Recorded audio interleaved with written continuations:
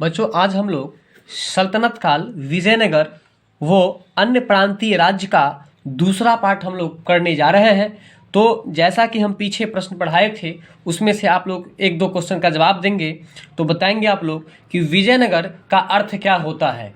विजयनगर जीत का शहर। विजयनगर का अर्थ क्या होता है? जीत का शहर होता है। अब बताएंगे कि विजयनगर साम्राज्य की स्थापना किसने किया था? हरिहर और बुक्का ने। विजयनगर साम्राज्य की स्थापना किसने किया था? हरिहर और बुक्का ने किया था। किसने किया था?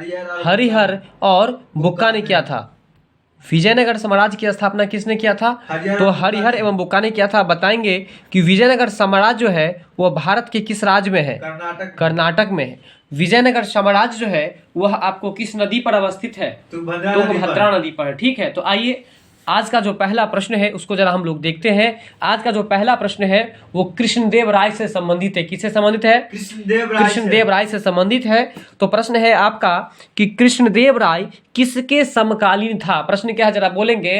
कृष्णदेव राय किसके समकालीन था? मतलब ये हुआ कि कृष्णदेव राय जो आपको शासक थे और यह विजयनगर साम्राज्य के शासक थे, ये तो आपको पहले से पता होगा। ठीक है, तो कृष्णदेव राय जो है वो किसके समकालीन थे, यानी कि किसके समय में थे? तो इसका राइट आंसर जो हो जाएगा वो होगा आपको बाबर। क्या हो जाएगा?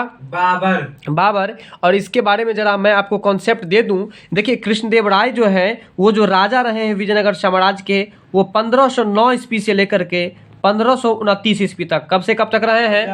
1509 ईस्वी से लेकर के 1529 ईस्वी तक रहे हैं। वहीं अगर हम बात करें बाबर की, तो बाबर 1526 से लेकर के 1530 ईस्वी तक वो राजा बने हैं, राजा रहे हैं। यानी कि बाबर का जो शासन काल रहा है 1526 से लेकर के 1530 ईस्वी तक, 1526 से लेकर के 1530 ईस्वी तक रहे हैं। और वहीं अगर कृष्णदेव राय की बात करें तो 1509 ईस्वी से लेकर के 1529 ईस्वी तक। आप बताइए, 1509 से 1529 ईस्वी के बीच तक रहा है कौन?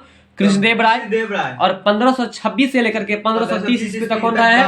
बाबर रहे हैं। तो यहाँ पर दोनों को आप मिला करके देखिए कि बाबर के समय में कृष्णदेव राय थे या नहीं थे? तो यही बात क्लियर करना था आपको कि कृष्णदेव राय जो है वो किसके समकालीन थे? तो बाबर के समकालीन थे। याद रखिएगा कि कृष्णदेव राय का जो शासन अवधि रहा है, शासन काल रहा है, वो कब से कब तक रहा है? 1509 ईस्वी से लेकर के 1529 ईस्वी तक। वही अगर हम बात करें बाबर की, तो बाबर का जो शासन काल रहा है 1526 ईस्वी से लेकर के 1530 ईस्वी तक। 1526 ईस्वी से लेकर के 1530 ईस्वी तक आपको शासन काल रहा है। किसका शासन काल रहा है? बाबर का। तो हम आपसे एक प्रश्न पूछ रहे हैं कि बताइए कि बाबर जो है, बाबर की पिताजी का क्या नाम था? नहीं, बाबर की पिताजी का नाम था आपको उमर शेख मिर्जा। बाबर के पिता का क्या नाम था? उमर शेख मिर्जा था। बाबर के पिताजी का क्या नाम था? उमर शेख मिर्जा था। और बाबर का जो शासन अवधि शुरुआत हुआ है, वो जो राजा बने हैं, कब बने हैं? 1526 ईस्वी में। और वह कब तक राजा बन करके रहे? 1530 ईस्वी तक। देखिए, वो 1530 ईस्वी तक जिंदा रहे, इसलिए 1530 ईस्वी तक वो शासन किए। 1530 ईस्वी में उनकी मृत्यु हो गई, जिसके कारण से जो है आपको बाबर की शासन अवधि समाप्त हो गई, खत्म हो गई। बात समझ में आ रहा है? तो बताइए कि बाबर का शासन काल कब से कब तक रहा है? 1526 ईस्वी से लेकर के 1530 ईस्वी तक रहा है। और बाबर की पिताजी का नाम उमर शेख मिर्जा है। बाबर की पिताजी का नाम उमर शेख मिर्जा, बिल्कुल उमर शेख मिर्जा है। और इसके बाद जो है आपको प्रश्न, बाबर का निधन कब हुआ है बताइए? 1530 ईस्वी में। और कृष्णदेव राय जो है वो उनका राज्यरोहण कब हुआ है, मतलब वो राजा कब बने हैं? 1509 ईस्वी में। बिल्कुल राइट बताए आप। और उनकी शासन अवधि कब समाप्त हो गई है? 1530 ईस्वी में। तो अगर आपसे प्रश्न पूछे आपसे कि कृष्णदेव राय किनके समकालीन थे, तो आप क्या जवाब देंगे? कृष्णदेव राय जो है वो किनके समकालीन थे? बाबर के समकालीन थे। अब आपको कहा जाएगा कि भाई इसको आप स्पष्ट कीजिए, तो आप कैसे स्पष्ट करेंगे बताइए? बाबर 1526। बिल्कुल, तो आप बोलेगा कि देखिए बाबर 1526 ईस्वी में राज्यरोहण किए, यानी कि वो राजा बने। 1530 ईस्वी तक वो जो है सो जीवित रहे और वह अपने शासन काल में जो है अपनी शासन की प्रणाली को अपनाए, है ना। लेकिन कृष्णदेव राय की अगर हम बात करें तो 1509 ईस्वी में इनका राज्यरोहण हुआ है और 1529 ईस्वी तक वो जो है सो अपना शासन किया है। ठीक है, तो 1509 से 1529 और 1526 से 30। इस दोनों के मिलाने से लगता है कि कृष्णदेव राय जो है वो किसके समकालीन थे? तो बाबर के समकालीन थे। बात समझ में आ रहा है? किसके समकालीन थे? बाबर के समकालीन थे। तो बता दीजिए कि कृष्णदेव राय किसके समकालीन थे? बाबर के समकालीन थे। कृष्णदेव राय जो है वह किनके समकालीन थे? बाबर के समकालीन थे। बात समझ में आ रहा है? अगर आपको ये प्रश्न याद ना हो तो याद रखिएगा कृष्णदेव राय और इधर है आपको बाबर। क्या है? कृष्णदेव राय है, इसका क्या है? बाबर है। बोलिएगा जरा, कृष्णदेव राय है और क्या है? बाबर है। बोलिएगा, कृष्णदेव राय है और क्या है? बाबर है। देखिए, वैसे तो आपको हम कॉन्सेप्ट पहले बता दिए हैं, लेकिन आप इसको ऐसे याद रख लीजिएगा कि आपके ग्रामीण इलाका में, आप ग्रामीण इलाका में वास कर रहे हैं, आप गांव के क्षेत्रों में रहते हैं, तो गांव के क्षेत्रों में जो अपने रिलेशन के अगर बाबा, काका, चाचा लगेंगे तो उनको आप तो कहते ही हैं। साथ में आपके अगल बगल के जो बुजुर्ग होते हैं उनको भी आप बाबा कह के पुकारते हैं। बाबा कह के पुकारते हैं। जो युवावस्था के होते हैं या फिर रिश्ता से अगर जोड़ के देखा जाए तो उस हिसाब से जो आपको वो लगेंगे उनको आप उच्चारण करके पुकारते हैं, बोलते हैं, है कि नहीं? तो आप मान लीजिए कि कृष्णदेव नाम का आपके गांव में कोई व्यक्ति है, जरा बोलिएगा। कृष्णदेव नाम का कृष्णदेव, तो कृष्णदेव से याद हो जाएगा आपको कृष्णदेव राय। और वो जो कृष्णदेव है ना, वो समझिए कि बूढ़ा सूढ़ा है बेचारा। कैसा है? बूढ़ा सूढ़ा, यानी कि बुजुर्ग है। तो वो जो बुजुर्ग है, तो आप बुजुर्ग आदमी को क्या कहेंगे बताइए? आप बाबा कहेंगे ना। तो इसलिए याद रखिएगा कि कृष्णदेव राय जो थे वो किनके समकालीन थे? तो बाबा के समकालीन। और बाबा से याद हो जाएगा आपको बाबर। बाबा से क्या याद हो जाएगा?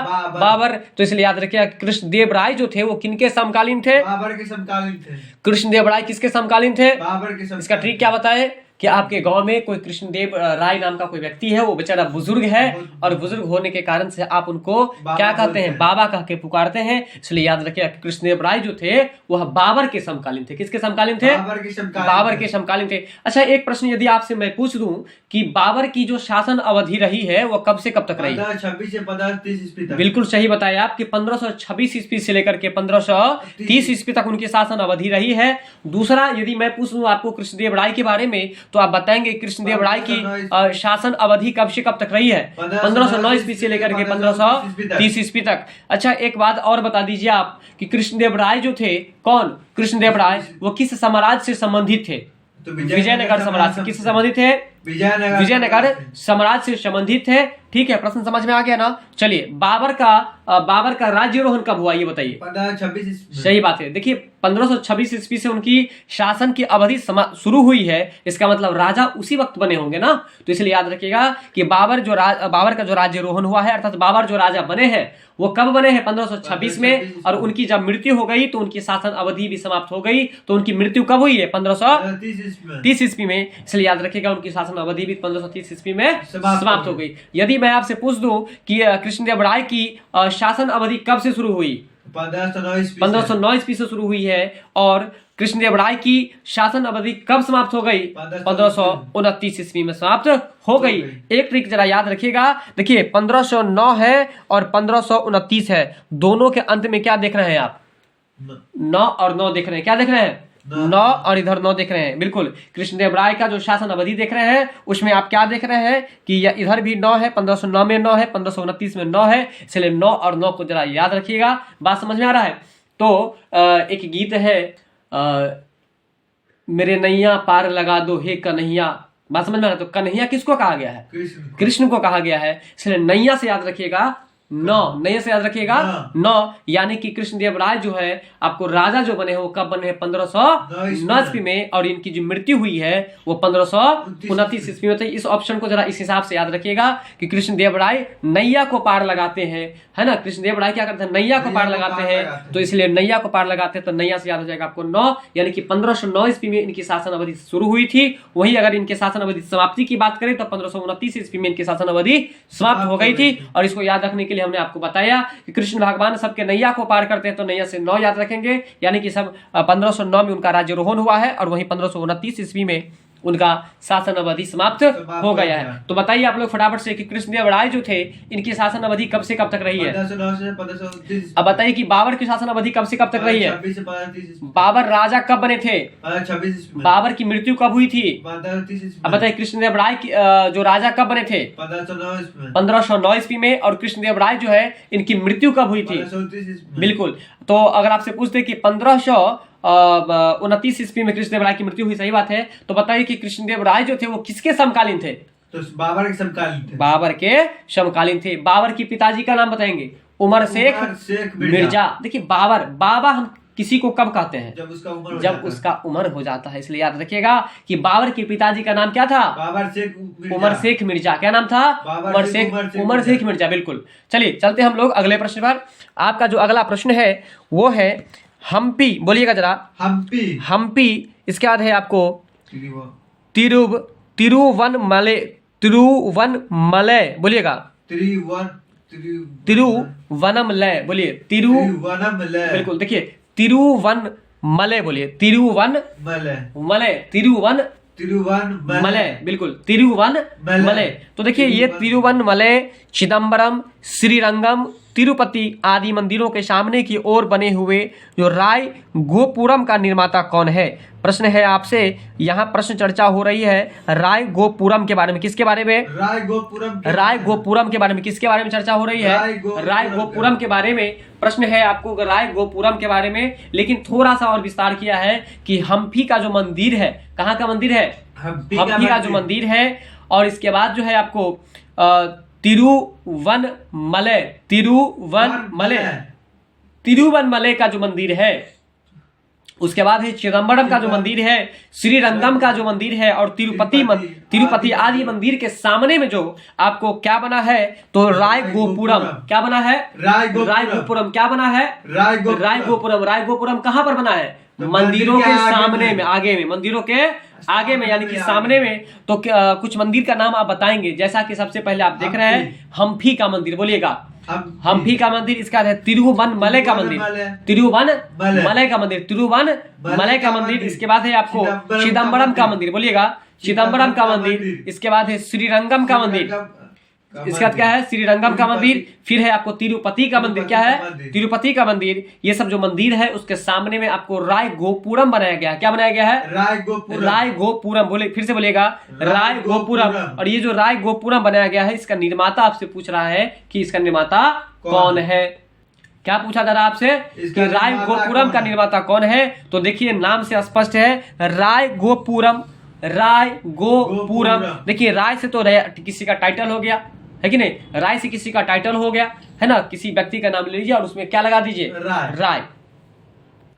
तो ये टाइटल किसी का हो गया, राय। और इसके बाद है गो का मतलब होता है गाय। गो का मतलब क्या होता है, गाय। तो बताइए तो गाय कौन चढ़ाते थे, कृष्ण भगवान चढ़ाते थे ना। तो इसलिए याद रखिएगा कि राय गोपुरम का निर्माण किसने करवाया था, कृष्णदेव राय। राय गोपुरम का निर्माण किसने करवाया था, कृष्णदेव राय ने करवाया था। राय गोपुरम का निर्माण किसने करवाया था। चलिए अब मुझे बताएंगे, आप बताएंगे कि ये जो राय गोपुरम का निर्माण किया गया है वो कहाँ पर किया गया है। तो हम्पी, चिदम्बरम, तिरुवनमलय, इसके बाद आपको है तिरुपति। इस तरह से और भी बहुत सारे मंदिर हैं जिसके सामने में राय गोपुरम का निर्माण कराया गया है। लेकिन आपसे प्रश्न यहाँ पर पूछ रहा है कि राय गोपुरम मंदिर का राय गोपुरम का निर्माण किसने करवाया। बात समझ में आ रहा है। तो राय गोपुरम का जो निर्माण करवाया है वो किसने करवाया है, तो कृष्णदेव राय। भाई भूलने की बात नहीं है, भूलने की बात नहीं है। इतना हॉट ट्रिक आपको पता है, राय से याद हो जाएगा आपको कृष्णदेव राय। और अगर राय से याद नहीं होगा तो राय गोपुरम लगा है, तो गो का मतलब क्या होता है, गाय। और गैया कौन चराते थे, कृष्ण भगवान चराते थे ना। इसलिए राय गोपुरम का जो संबंध है, राय गोपुरम का जो निर्माण करवाया है वो आपको कृष्णदेव राय करवाया है। भाई किसने करवाया है, कृष्णदेव राय ने करवाया है। बताएंगे आपकी हम्पी का मंदिर, तिरुवनमलय का मंदिर, चिदम्बरम का मंदिर, तिरुपति का मंदिर या श्रीरंगम का मंदिर, है ना। ये सब जो है आपको इस मंदिर के सामने में राय गोपुरम का निर्माण किसने करवाया है। कृष्णदेव राय ने करवाया है। बात समझ में आ गया ना। आइए एक जानकारी जरा और ले लें आप लोग। ये जो हम्पी है ये आपको कर्नाटक में है, ठीक है। वहीं अगर हम चिदम्बरम की बात करें तो ये तमिलनाडु में है, ठीक है। श्रीरंगम की बात करें तो ये भी आपको तमिलनाडु में है। तिरुपति की बात करें तो तिरुपति के मंदिर जो है वो है आंध्र प्रदेश में है। कहाँ पर है? आंध्र प्रदेश में। तिरुपति मंदिर कहाँ पर है? आंध्र प्रदेश में है, याद रखिएगा, ठीक है। तो अगर आपसे पूछ दे कि मंदिर के आगे, बिल्कुल देखिए, अगर जगह का नाम नहीं दे या दे भी तो बस इतना ही याद रखिएगा कि राय गोपुरम का निर्माण किसने करवाया है? कृष्णदेव राय ने। तो आप कहें कि सर बिल्कुल नाम से तो स्पष्ट है, राय लगा है ना सर, तो फिर आप सोचते क्यों है? राय से हो गया कृष्णदेव राय। कहिएगा कि सर अगर इससे भी आपको याद नहीं हो तो चिंता करने की कोई बात नहीं है। सर आप बोलिए तो क्या बोल रहे हैं? तो राय गोपुरम बोलेगा, राय गोपुरम। सर बोलिए ना, गो का मतलब क्या होता है? गो का मतलब गाय, और गाय कौन चराते थे? कृष्ण भगवान चराते थे, इसलिए राय गोपुरम का निर्माण किसने करवाया है? कृष्णदेव राय ने करवाया है। तो फटाफट से आप मुझे बता देंगे, हम जानना चाहते हैं कि आप सो रहे हैं या पढ़ रहे हैं। तो बताइए कि कृष्णदेव राय जो थे इनका शासन काल कब से कब तक रहा है? कृष्णदेव राय का 1509 ईस्वी से लेकर 1529 ईस्वी तक। और बताएंगे कि बाबर का शासन काल कब से कब तक रहा है? अगर आपसे पूछ दे कि कृष्णदेव राय जो है वो किसके समकालीन थे? बाबर के समकालीन थे। बाबर की पिताजी का नाम उमर शेख मिर्जा। बाबर के पिताजी का नाम उमर शेख मिर्जा था। आइए अब जो आपका अगला प्रश्न है विजयनगर साम्राज्य से जुड़ा हुआ है। ये प्रश्न आपको पहले से ही आ रहा है। तो विजयनगर साम्राज्य का पहला राजवंश संगम राजवंश, याद रखिएगा। अगर आपसे पूछे कि विजयनगर साम्राज्य का जो पहला राजवंश था उस राजवंश का क्या नाम था, तो आप क्या कहेंगे? तो याद रखिएगा कि संगम राजवंश। देखिए अब यहाँ पर एक कंफ्यूजन, एक डाउट बार बार आप लोगों को सता रहा होगा। तो जैसे कि आपको प्रश्न देखने को मिलता है कि संगम राजवंश की स्थापना किसने किया, वही अगर प्रश्न आता है विजयनगर साम्राज्य की स्थापना किसने किया, तो दोनों का आंसर आपको सेम मिलता है, जो कि आंसर है हरिहर एवं बुक्का ने। अब यहाँ पर कॉन्सेप्ट समझ लीजिए कि हरिहर और बुक्का जो कि दो भाई था, और ये दो भाई विजयनगर साम्राज्य की स्थापना किया। विजयनगर साम्राज्य की जो स्थापना किया तो उन्होंने अपने वंश का नाम रखा संगम वंश। क्या नाम रखा? संगम वंश। संगम वंश अपने वंश का नाम इसलिए रखा क्योंकि इनके पिताजी का नाम जो था वो संगम था। क्या नाम था? संगम था। इसलिए अपने पिताजी के नाम पर जो है संगम राजवंश की स्थापना किया। इसलिए कहीं कहीं अगर आपको प्रश्न मिलता होगा कि विजयनगर साम्राज्य की स्थापना किसने किया, हरिहर और बुक्का ने किया, यदि यही तो देखिए विजयनगर साम्राज्य की स्थापना किया तो उस समय एक वंश से नामित भी हुआ, मतलब जो वंश का था उस वंश का नाम भी दिया, तो संगम राजवंश। अगर आपसे पूछ दे कि विजयनगर साम्राज्य का पहला राजवंश का क्या नाम था, संगम राजवंश। बिल्कुल, विजयनगर साम्राज्य का पहला राजवंश का क्या नाम था, और वो जो संगम राजवंश था उस संगम राजवंश की स्थापना किसने किया है, हरिहर और बुक्का ने। हरिहर और बुक्का ने। हरिहर और बुक्का में क्या संबंध था, भाई थे, भाई भाई का संबंध था। और हरिहर और बुक्का अपने वंश का जो नाम रखा वो किसके नाम पर रखा, अपने पिताजी के नाम पर रखा। क्या नाम रखा, संगम राजवंश। क्या नाम रखा, संगम राजवंश। अगर आपसे पूछे कि विजयनगर साम्राज्य की स्थापना किसने किया, हरिहर बुक्का ने। और संगम राजवंश की स्थापना किसने किया, अगर आपसे पूछ दे कि विजयनगर साम्राज्य का पहला शासक, पहला राजवंश का नाम बताइए, संगम राजवंश। बिल्कुल, यानी कि सबसे पहले अगर आप कुछ करना चाहते हैं तो आपको सबसे पहले किसी के संग में होकर के ही काम करना होता है। जैसे कि अगर कोई गराज में, कोई गैरेज में अगर कोई छोटा सा बच्चा बाइक को ठीक करना सीखता है तो सबसे पहले उसके संग में रह के, जैसे पहले पोछा मारता है कि नहीं, मोबिल चेंज करता है या गाड़ी को धुलाई करता है, तो संग में रहता है ना, इसके बावजूद है ना एक दिन क्या मिस्त्री बन जाता है। तो ठीक उसी तरह से जो है आपको कहने का मतलब यहाँ पर यह है कि हरिहर और बुक्का दोनों एक संग रहा, और एक संग होने के साथ साथ में जो है एक राजवंश की स्थापना कर दिया जिसका नाम था संगम राजवंश। क्या नाम था, संगम राजवंश। अगर आपसे पूछते कि संगम राजवंश की स्थापना किसने किया, हरिहर और बुक्का ने। हरिहर और बुक्का ने किया था। बात समझ में आ रहा है ना। तो बताइए कि विजयनगर साम्राज्य का पहला वंश का नाम क्या था, संगम वंश। विजयनगर साम्राज्य का पहला वंश का क्या नाम था, संगम वंश। आइए चलते हैं हम लोग प्रश्न पर। विजयनगर साम्राज्य का पहला राजवंश देखो संगम राजवंश है। देखिए हमारी बात क्लियर हो गया ना, आप लोग को स्पष्ट हो गया ना। कहते हैं विजयनगर साम्राज्य का पहला राजवंश जिसका नाम था संगम राजवंश के नाम से जाना जाता था। क्यों भाई, तो हम आपको बता दिए हैं क्योंकि संगम जो है हरिहर और बुक्का के पिताजी का नाम था। बोलिएगा जरा फिर से, हरिहर और बुक्का के पिताजी का नाम था। क्या नाम था, संगम। तो संगम नाम था। तो संगम अपने पिता के नाम पर ही रख लिया इस वंश का नाम संगम राज वंश। क्या नाम रखा? संगम राजवंश। तो आइए जरा हम इसके आंसर को भी जानते हैं। हरिहर एवं बुक्का ने अपने पिता के नाम संगम, अपने पिता का नाम संगम था और उस संगम के नाम पर ही अपने वंश का नाम रख लिया संगम वंश। जैसे कोई व्यक्ति यादव होता है, अपने गाड़ी पर लिख देता है यदुवंशी। क्या लिख देता है? यदुवंशी। लिखता है कि नहीं लिखता है? हाँ, कोई लिख देता है चौहान, चौहान वंश। बात समझ में आ रहा है? तो इसलिए याद रखिएगा कि आपको विजयनगर साम्राज्य की जो स्थापना किया वो किसने किया? तो हरिहर और बुक्का ने किया। वहीं अगर ये प्रश्न है कि विजयनगर साम्राज्य का पहला राजवंश का क्या नाम था? संगम राजवंश। यानी कि पहले पहले यदि कोई काम करना चाहते हैं तो सबसे पहले आपको उसके संग में रहना पड़ेगा। इसी से याद कर लीजिएगा कि विजयनगर समाज का पहला राजवंश जो था वो कौन सा था? संगम राजवंश। अगर आपसे पूछते कि संगम राजवंश की स्थापना किसने किया? हरिहर और बुक्का ने। हरिहर एवं बुक्का ने किया था। हरिहर और बुक्का में दोनों में क्या रिलेशन था? दोनों भाई थे। भाई भाई का रिलेशन था। तो अगर आपसे पूछते कि विजयनगर साम्राज्य का पहला राजवंश का नाम क्या था? संगम राजवंश। और ये जो संगम राजवंश था इसको संगम राजवंश क्यों नाम दिया गया? तो हरिहर और बुक्का के पिता के नाम पर। बात समझ में आ गया ना? चलिए चलते हैं हम लोग अगले प्रश्न पर। आपका अगला प्रश्न है हरिहर और बुक्का ने किसने?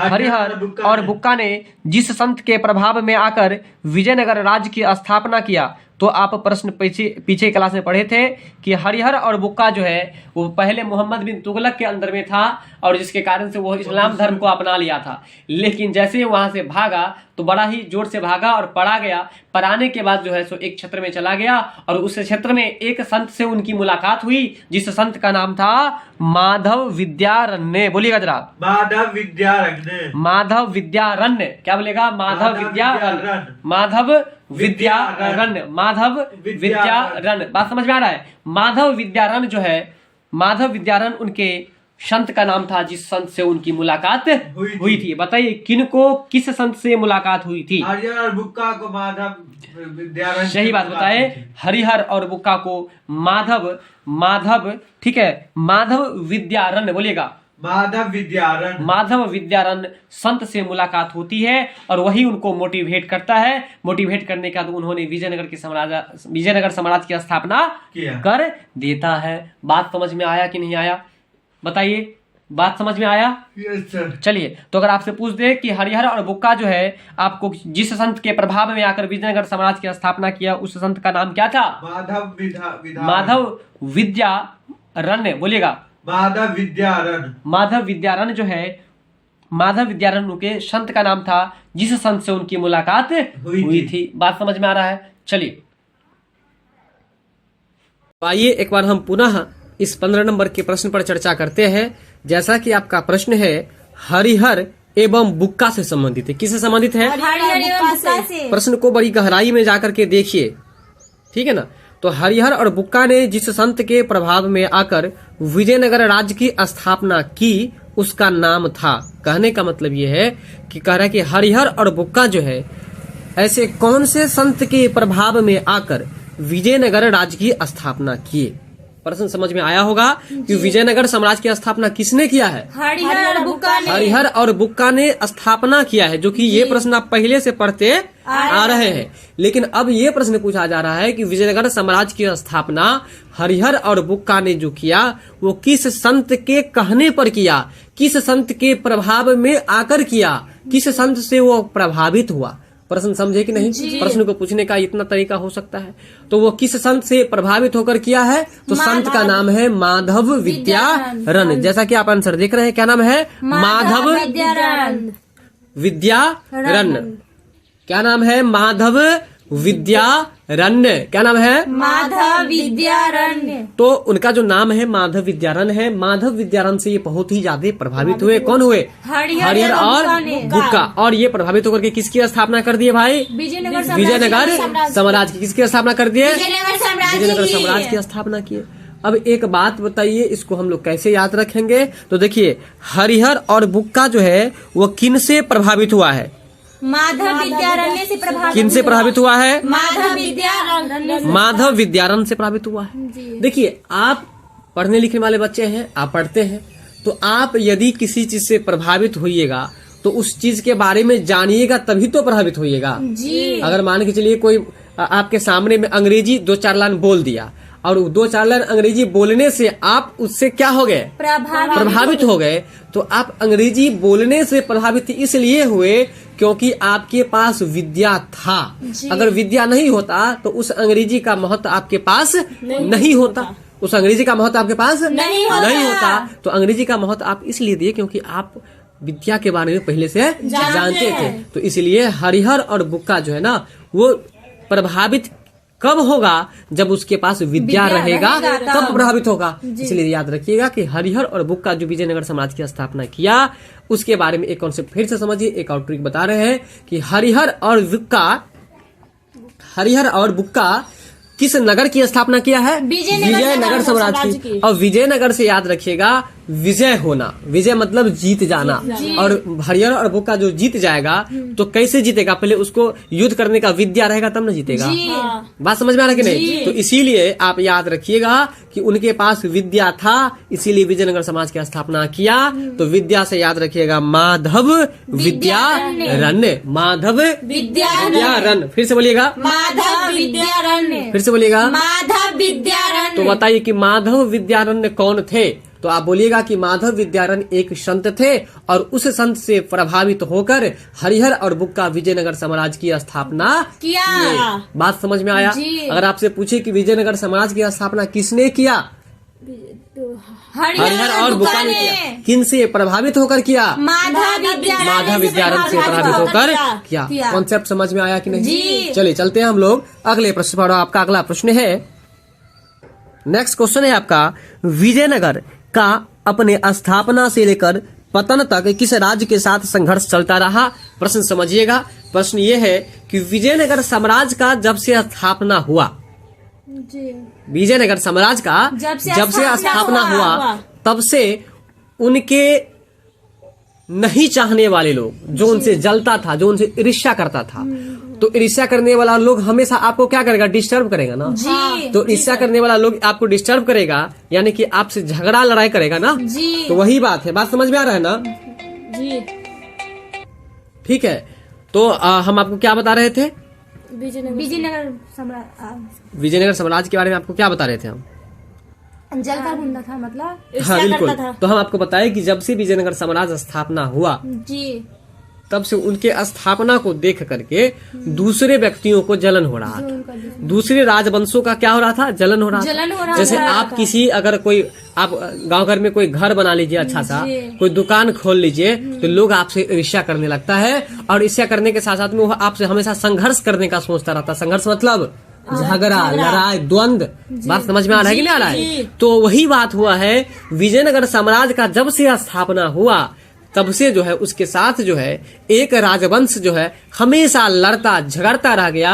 और जानते हैं वो केवल स्थापना के समय में ही नहीं, वह जब स्थापना हो गया इसके बावजूद जब तक उसका अंत नहीं किया तब तक वह उससे झगड़ा लड़ाई करते ही रह गया। तो याद रखिएगा कि एक दुकान जब खुलता है, मान के चलिए अगर आप मिठाई का दुकान खोल लिए और आपके सामने वाला भी कोई दूसरा व्यक्ति मिठाई का दुकान खोल लिया, तो मिठाई के दुकान वालों से एक दूसरे को क्या होता रहता है, ईर्ष्या होता है, एंटी पार्टी होता है। और एंटी पार्टी होने के कारण से दोनों एक दूसरे को नीचा दिखाने का प्रयास करता है और दोनों हमेशा संघर्ष करता रहता है। बात समझ में आया कि? तो हम बताए थे कि एंटी पार्टी कभी भी बराबर में होता है। जी।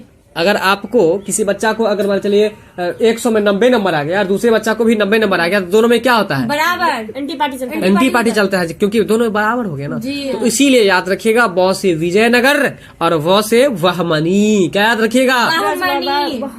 व से विजयनगर, व से बहमनी, व से विजयनगर और व से बहमनी, व से विजयनगर और व से बहमनी। क्या है? ब से विजयनगर, ब से बहमनी। तो देखिए, तो ब और ब दोनों में है कि नहीं है? हम बताए कि मिठाई का दुकान आप भी खोले, मिठाई का दुकान दूसरा भी खोला, जिसके कारण से दोनों बराबरी का हिस्सा हो गया, बराबरी का हक हो गया और बराबर होने के कारण से दोनों को ईर्ष्या हो गया। इसीलिए देखिए व से विजयनगर और व से बहमनी। तो याद रखिएगा कि विजयनगर साम्राज्य को हमेशा शुरू से लेकर के अंतिम तक लड़ाई झगड़ा होते रहा, संघर्ष होते रहा। किससे हुआ? बहमनी राज्य से। किससे हुआ है? बहमनी राज्य से। बिल्कुल। आइए एक बार पुनः प्रश्न पर चलते हैं। प्रश्न है कि विजयनगर का विजयनगर का अपने स्थापना से लेकर पतन तक। देखिए बेचारा विजयनगर जैसे स्थापना किया हरिहर और बुक्का, तो जब से स्थापना किया तब से लेकर के कब तक भाई? पतन। मतलब जब तक कि वो साला खत्म नहीं हुआ तब तक उसको खींचते रहा, लड़ते झगड़ते रहा। इसलिए याद रखिएगा कि विजयनगर का अपने स्थापना से लेकर पतन तक किस राज्य के साथ संघर्ष हुआ? संघर्ष का मतलब झगड़ा लड़ाई चलता रहा, तो वह मनी राज्य से। और उसका ट्रिक आपको समझ में आ गया होगा, वही मिठाई वाला ट्रिक कि मिठाई का दुकान आप भी खोले और दूसरा भी अगर मिठाई का दुकान यानी कि सेम दुकान खोल लिया, एक दूसरे का एंटी पार्टी होगा। इसीलिए वह से विजयनगर, तो वह से बहमनी राज्य, यानी कि विजयनगर साम्राज्य को स्थापना से लेकर के पतन तक किससे संघर्ष लड़ता रह गया? बिल्कुल। और हरिहर और बुक्का जो विजयनगर की स्थापना किया वो किस संत के प्रभाव में आकर? माधव विद्यारण्य के प्रभाव में आकर विजयनगर की स्थापना किया। कौन किया भाई? हरिहर और बुक्का ने किया। कब किया? तो 1336 में किया। कब किया है? 1336 ईस्वी में। Very good. आइए आपका अगला प्रश्न है। प्रश्न क्या है कि कौन सा स्थान है, सॉरी ये प्रश्न है विजयनगर बहमनी। देखिए अब प्रश्न आपको तो हमेशा याद रहेगा कि सर बीच से विजयनगर बताया, आप वैसे बहमनी, यानी कि विजयनगर और बहमनी का जो संघर्ष चल रहा था। देखिए विजयनगर और बहमनी का जो संघर्ष आरंभ हुआ, तो आरंभ किसके शासनकाल में हुआ? यानी कि जो लड़ाई और झगड़ा करना जो शुरू हुआ ना, वो हरिहर और बुक्का के शासनकाल में हुआ। एक बात बताइए, कॉन्सेप्ट यहाँ पर बिल्कुल क्लियर है कि भाई पहले इससे पहले के प्रश्न 16 नंबर प्रश्न पढ़े थे कि हरिहर और बुक्का ने जब से विजयनगर राज्य की स्थापना किया तब से ही संघर्ष जारी हो गया। तो बताइए कि विजयनगर का स्थापना किसने किया था? हरिहर और बुक्का ने किया था। तो अगर आपसे प्रश्न यहाँ पर पूछ दिया, ये जो 17 नंबर प्रश्न पूछा है कि विजयनगर साम्राज्य और बहमनी में जो संघर्ष रहा वो किसके समय से रहा? हरिहर और बुक्का से। तो भाई जिसके जब ये कर स्थापना से, तो स्थापना कौन किया था? हरिहर और बुक्का। तो उसी के समय से न रहेगा। बात कॉन्सेप्ट क्लियर हुआ कि नहीं क्लियर हो? तो आइए प्रश्न एक बार पुनः कि विजयनगर बहमनी संघर्ष का आरंभ किसके शासनकाल में हुआ? तो ये हुआ है आपको हरिहर एवं बुक्का के शासनकाल में। किसके शासनकाल में हुआ है? हरिहर और बुक्का के शासनकाल में। अब तो कॉन्सेप्ट समझ में आ गया होगा, क्योंकि हरिहर और बुक्का स्थापना किया था और जो स्थापना किया उसी के शासनकाल में ये संघर्ष शुरू हो गया। तो याद रखिएगा कि विजयनगर साम्राज्य और बहमनी में जो संघर्ष जारी रहा, शुरुआती जो हुआ वो किसके शासनकाल में हुआ भाई? तो हरिहर और बुक्का के शासनकाल में। किसके शासनकाल में? हरिहर और बुक्का के शासनकाल में यह संघर्ष प्रारंभ हो गया। अब जो आपका अगला प्रश्न है, कौन सा स्थान विजयनगर साम्राज्य में गलीचा निर्माण के लिए प्रसिद्ध है? अब इसमें खास बात यहाँ जो पूछा जा रहा है वो गलीचा निर्माण से संबंधित बात पूछा जा रहा है। किसके निर्माण से संबंधित? गलीचा निर्माण। किसके निर्माण से संबंधित? गलीचा निर्माण। अब देखिए एक बात बताइए, यहाँ गलीचा निर्माण की बात हो रही है। किसकी बात हो रही है? गलीचा निर्माण की। गलीचा निर्माण की बात हो रही है। अब देखिए यहाँ पर गलीचा निर्माण की बात जो है विशेष रूप से फोकस हो रही है, तो हम लोग सबसे पहले समझेंगे कि आखिर गलीचा क्या होता है। देखिए गलीचा का मतलब होता है ऊन की मोटी चादर। क्या होता है? ऊन की मोटी चादर। बिल्कुल, ऊन की मोटी चादर, उसको हम लोग गलीचा कहते हैं। ठीक है, तो आप प्रश्न पढ़े होंगे कि चीनी उत्पादन में कौन से राज्य अग्रणी है? नहीं, कपास उत्पादन में कौन से राज्य अग्रणी है? ठीक उसी तरह से आपको पूछा जा रहा है, प्रश्न क्या पूछा जा रहा है कि विजयनगर साम्राज्य में गलीचा निर्माण के लिए कौन सा जगह है जो कि प्रसिद्ध है? बात समझ में आया? कॉन्सेप्ट समझ में आया? तो आइए देखिए, गलीचा का मतलब होता है ऊन की मोटी चादर। क्या होता है? ऊन की मोटी चादर। गलीचा का मतलब क्या होता है? ऊन की मोटी चादर। ऊन की मोटी चादर होता है। और ऊन की मोटी चादर के लिए प्रसिद्ध जो है वह आपको प्रसिद्ध है कालीकट। क्या प्रसिद्ध है? कालीकट। फिर से बताइएगा। कालीकट। गलीचा निर्माण के लिए जो प्रसिद्ध है वो आपको कौन सा जगह प्रसिद्ध है? कालीकट। कालीकट है। बात समझ में आ रहा है? जी जी। अब देखिए यहाँ पर हम आपको ट्रिक बता दें कि देखिए यहाँ लगा हुआ है गली जी, नहीं क्या लगा हुआ है? गली। गली। यहाँ लगा हुआ है काली। गली काली। लेकिन गली काली से याद नहीं होगा, आप इसको ऐसे याद रखिएगा कि गलीचा मतलब ऊन की मोटी चादर होता है। और जानते हैं जब ऊन का मोटा चादर बनाइएगा, ऊन का जब मोटा वाला चादर बनाइएगा तो वो चादर जो है आपको, चादर किस कलर का बनाइएगा आप? ये बताइए, काले कलर का क्यों बनाइएगा? कलर ज्यादा मतलब छुपेगा। मतलब आपका कहना है कि वो गंदा जल्दी नहीं होगा, नहीं? और देखिए हम इससे अच्छा साइंस का एक ट्रिक बता रहे हैं। काला कलर जो होता है वो सूरज के प्रकाश को जो है ना अपने तरफ खींचता है, आकर्षित करता है वो। काला कलर जो होता है क्या होता है, सूरज के प्रकाश को अपनी ओर खींचता है। तो आप लोग भी काले हैं, आपको धूप ज्यादा बर्दाश्त नहीं होता होगा, क्योंकि वो सूरज के प्रकाश को आप लोग ज्यादा खींचते होइएगा। बात समझ में आ रहा है कि नहीं आ रहा है? तो कहने का मतलब, आइए प्रश्न पर। प्रश्न है कि विजयनगर साम्राज्य जो है, विजयनगर साम्राज्य में गलीचा निर्माण के लिए प्रसिद्ध था। तो देखिए, गलीचा से सबसे पहले हम बता दिए, गलीचा मतलब ऊन की मोटी चादर। और जब ऊन की मोटी चादर हम लोग बनाएंगे ना, तो चादर हम क्यों ओढ़ेंगे? ठंडा से बचने के लिए। और ठंडा से बचने के लिए हम धूप ज्यादा लेना चाहेंगे कि नहीं? तो आप ज्यादा धूप खींचने के लिए कौन सा कलर यूज कीजिएगा? काला कलर का ऊन यूज कीजिएगा। इसलिए याद रखिएगा कि गलीचा का मतलब होता है ऊन की मोटी चादर। और ऊन की मोटी चादर हम किस कलर का बनाएंगे? काले कलर का बनाएंगे। तो काले से याद रखिएगा काली कट, काली कट, काली कट। तो अब बताइए कि विजयनगर साम्राज्य में गलीचा निर्माण के लिए कौन सा जगह प्रसिद्ध है? प्रश्न समझ में आया कि नहीं? और जब ऊन की मोटी चादर बना लेंगे तो अंतिम में हम लोग उसको काट के हम चादर बनाएंगे ना, है कि नहीं? और उसको अंतिम में तो कटिंग करना ही होता है फिनिशिंग करने के लिए। तो इसलिए याद रखिएगा कि विजयनगर समाज का कौन सा जगह है जो आपको गलीचा निर्माण के लिए प्रसिद्ध है? तो काली कट। बात समझ में आ रहा है ना? ठीक है, चलिए चलते हैं हम लोग अगले प्रश्न पर। अब यहाँ एक प्रश्न आ सकता है कि भाई काली कट जो है ना, वो काली कट जो है वो कहाँ पर स्थित है कि नहीं? तो याद रखिएगा काली कट जो है, यह आपको काली कट केरल में अवस्थित है। कहाँ पर अवस्थित है? केरल में अवस्थित है। ठीक है, तो काली कट है और केरल है। कौसे काली कट, कौसे केरल, आराम से याद रह सकता है। अगला आपका प्रश्न है, क्या प्रश्न है भाई अगला? कि मीनाक्षी मंदिर, कौन सा मंदिर है? मीनाक्षी मंदिर। देखिए, मीनाक्षी मंदिर जो है वह कहाँ पर अवस्थित है? तो देखिए, मीनाक्षी मंदिर आपको मदुरई में अवस्थित है। कहाँ पर अवस्थित है? मदुरई। मीनाक्षी मंदिर कहाँ पर अवस्थित है? और जरा हम पहले के प्रश्न पर जरा चलें। देखिए, ये ऑप्शन ए जो है ये पुलिकट है। पुलिकट जानकारी के लिए आप लोग इसको नोट कर लेंगे। पुलिकट आपको तमिलनाडु में है, वहीं विजयनगर आपको कर्नाटक में है, कालीकट आपको केरल में है, और वारंगल जो आप देख रहे हैं वो तेलंगाना में है। वारंगल कहाँ पर है? तेलंगाना में ही, याद रखिएगा। और आइए अगले प्रश्न पर। मीनाक्षी मंदिर की बात हो रही थी, मीनाक्षी मंदिर कहाँ है? तो देखिए, मीनाक्षी मंदिर आपको मदुरई में है। कहाँ पर है? मदुरई में। कहाँ पर है? मदुरई में। देखिए, मीनाक्षी से याद रख लीजिए सोनाक्षी। और सोनाक्षी सिन्हा हीरोइन को आप लोग जानते होंगे। सोनाक्षी सिन्हा हीरोइन जो है ना, हीरोइन है ना, तो जो खुद हीरोइन है वो दूसरे का वैल्यू देगी नहीं। जब वैल्यू नहीं देगी, बात समझ में आ रहा है? तो वैल्यू नहीं देगी तो सबको रई रई कह के बात करेगी। कैसे बात करेगी? तो इसलिए याद रखिएगा मीनाक्षी मतलब सोनाक्षी, और सोनाक्षी सिन्हा हीरोइन जो है सबको क्या कह के बात करेगी? रई। तो रई से याद रखिएगा मधु रई, मधु रई। और जानते हैं मीनाक्षी जो है ना, मीनाक्षी सिन्हा हीरोइन है। तो हीरोइन है तो हीरोइन के पास सब आ सकता है? हीरोइन के अगल बगल में आ सकता है? नहीं आ सकता है, क्योंकि हीरोइन के पास गार्ड होगा, सिक्योरिटी होगा, उसका सिक्योरिटी फोर्स होगा। वो अपने अगल बगल में किसी को इतना जल्दी आने नहीं देगा। यानी कि मीनाक्षी को जैसे ये लोग देखेगा, सोनाक्षी सिन्हा को, तो सब उससे दूर रहेगा ना। क्या रहेगा? दूर रहेगा। तो दूर से याद रखेगा आपको मदुरई। बात समझ रहा है? यहाँ दो ट्रिक बता दिए आपको। मीनाक्षी मतलब सोनाक्षी, और सोनाक्षी नाम की लड़की जो होगी वो हीरोइन होगी, और हीरोइन जो होगी सबको रई कह के पुकारेगी ना, तो मदुरई। बात समझ में आ रहा है? तो इसलिए मदुरई याद रखें। मीनाक्षी मंदिर कहाँ पर है? मदुरई में है। और अगर ये याद नहीं रहे तो आप ये भी याद रख सकते हैं, मीनाक्षी मतलब सोनाक्षी और सोनाक्षी सिन्हा हीरोइन है। हीरोइन से सब दूर में रहेगा ना, इसलिए आपको याद रखेगा मदुरई। बात समझ में आ रहा है? दूसरी बात है कि मीनाक्षी मंदिर मदुरई में है, और मदुरई कहाँ पर है? तो मदुरई आपको तमिलनाडु में है। मदुरई कहाँ पर है? तमिलनाडु में है। वही अगर बात करें महाबलीपुरम की, तो महाबलीपुरम जो है यह भी आपको तमिलनाडु में ही है। चलिए, तो ये जो आपको देख रहे हैं महाबलीपुरम, ये भी आपको तमिलनाडु में ही पड़ता है। तो मैं आपसे एक प्रश्न पूछूं तो बताएंगे आप लोग कि ये तमिलनाडु की राजधानी कहाँ है? चेन्नई है। कहाँ है? चेन्नई है। और तेलंगाना जो है उसकी राजधानी कहाँ है?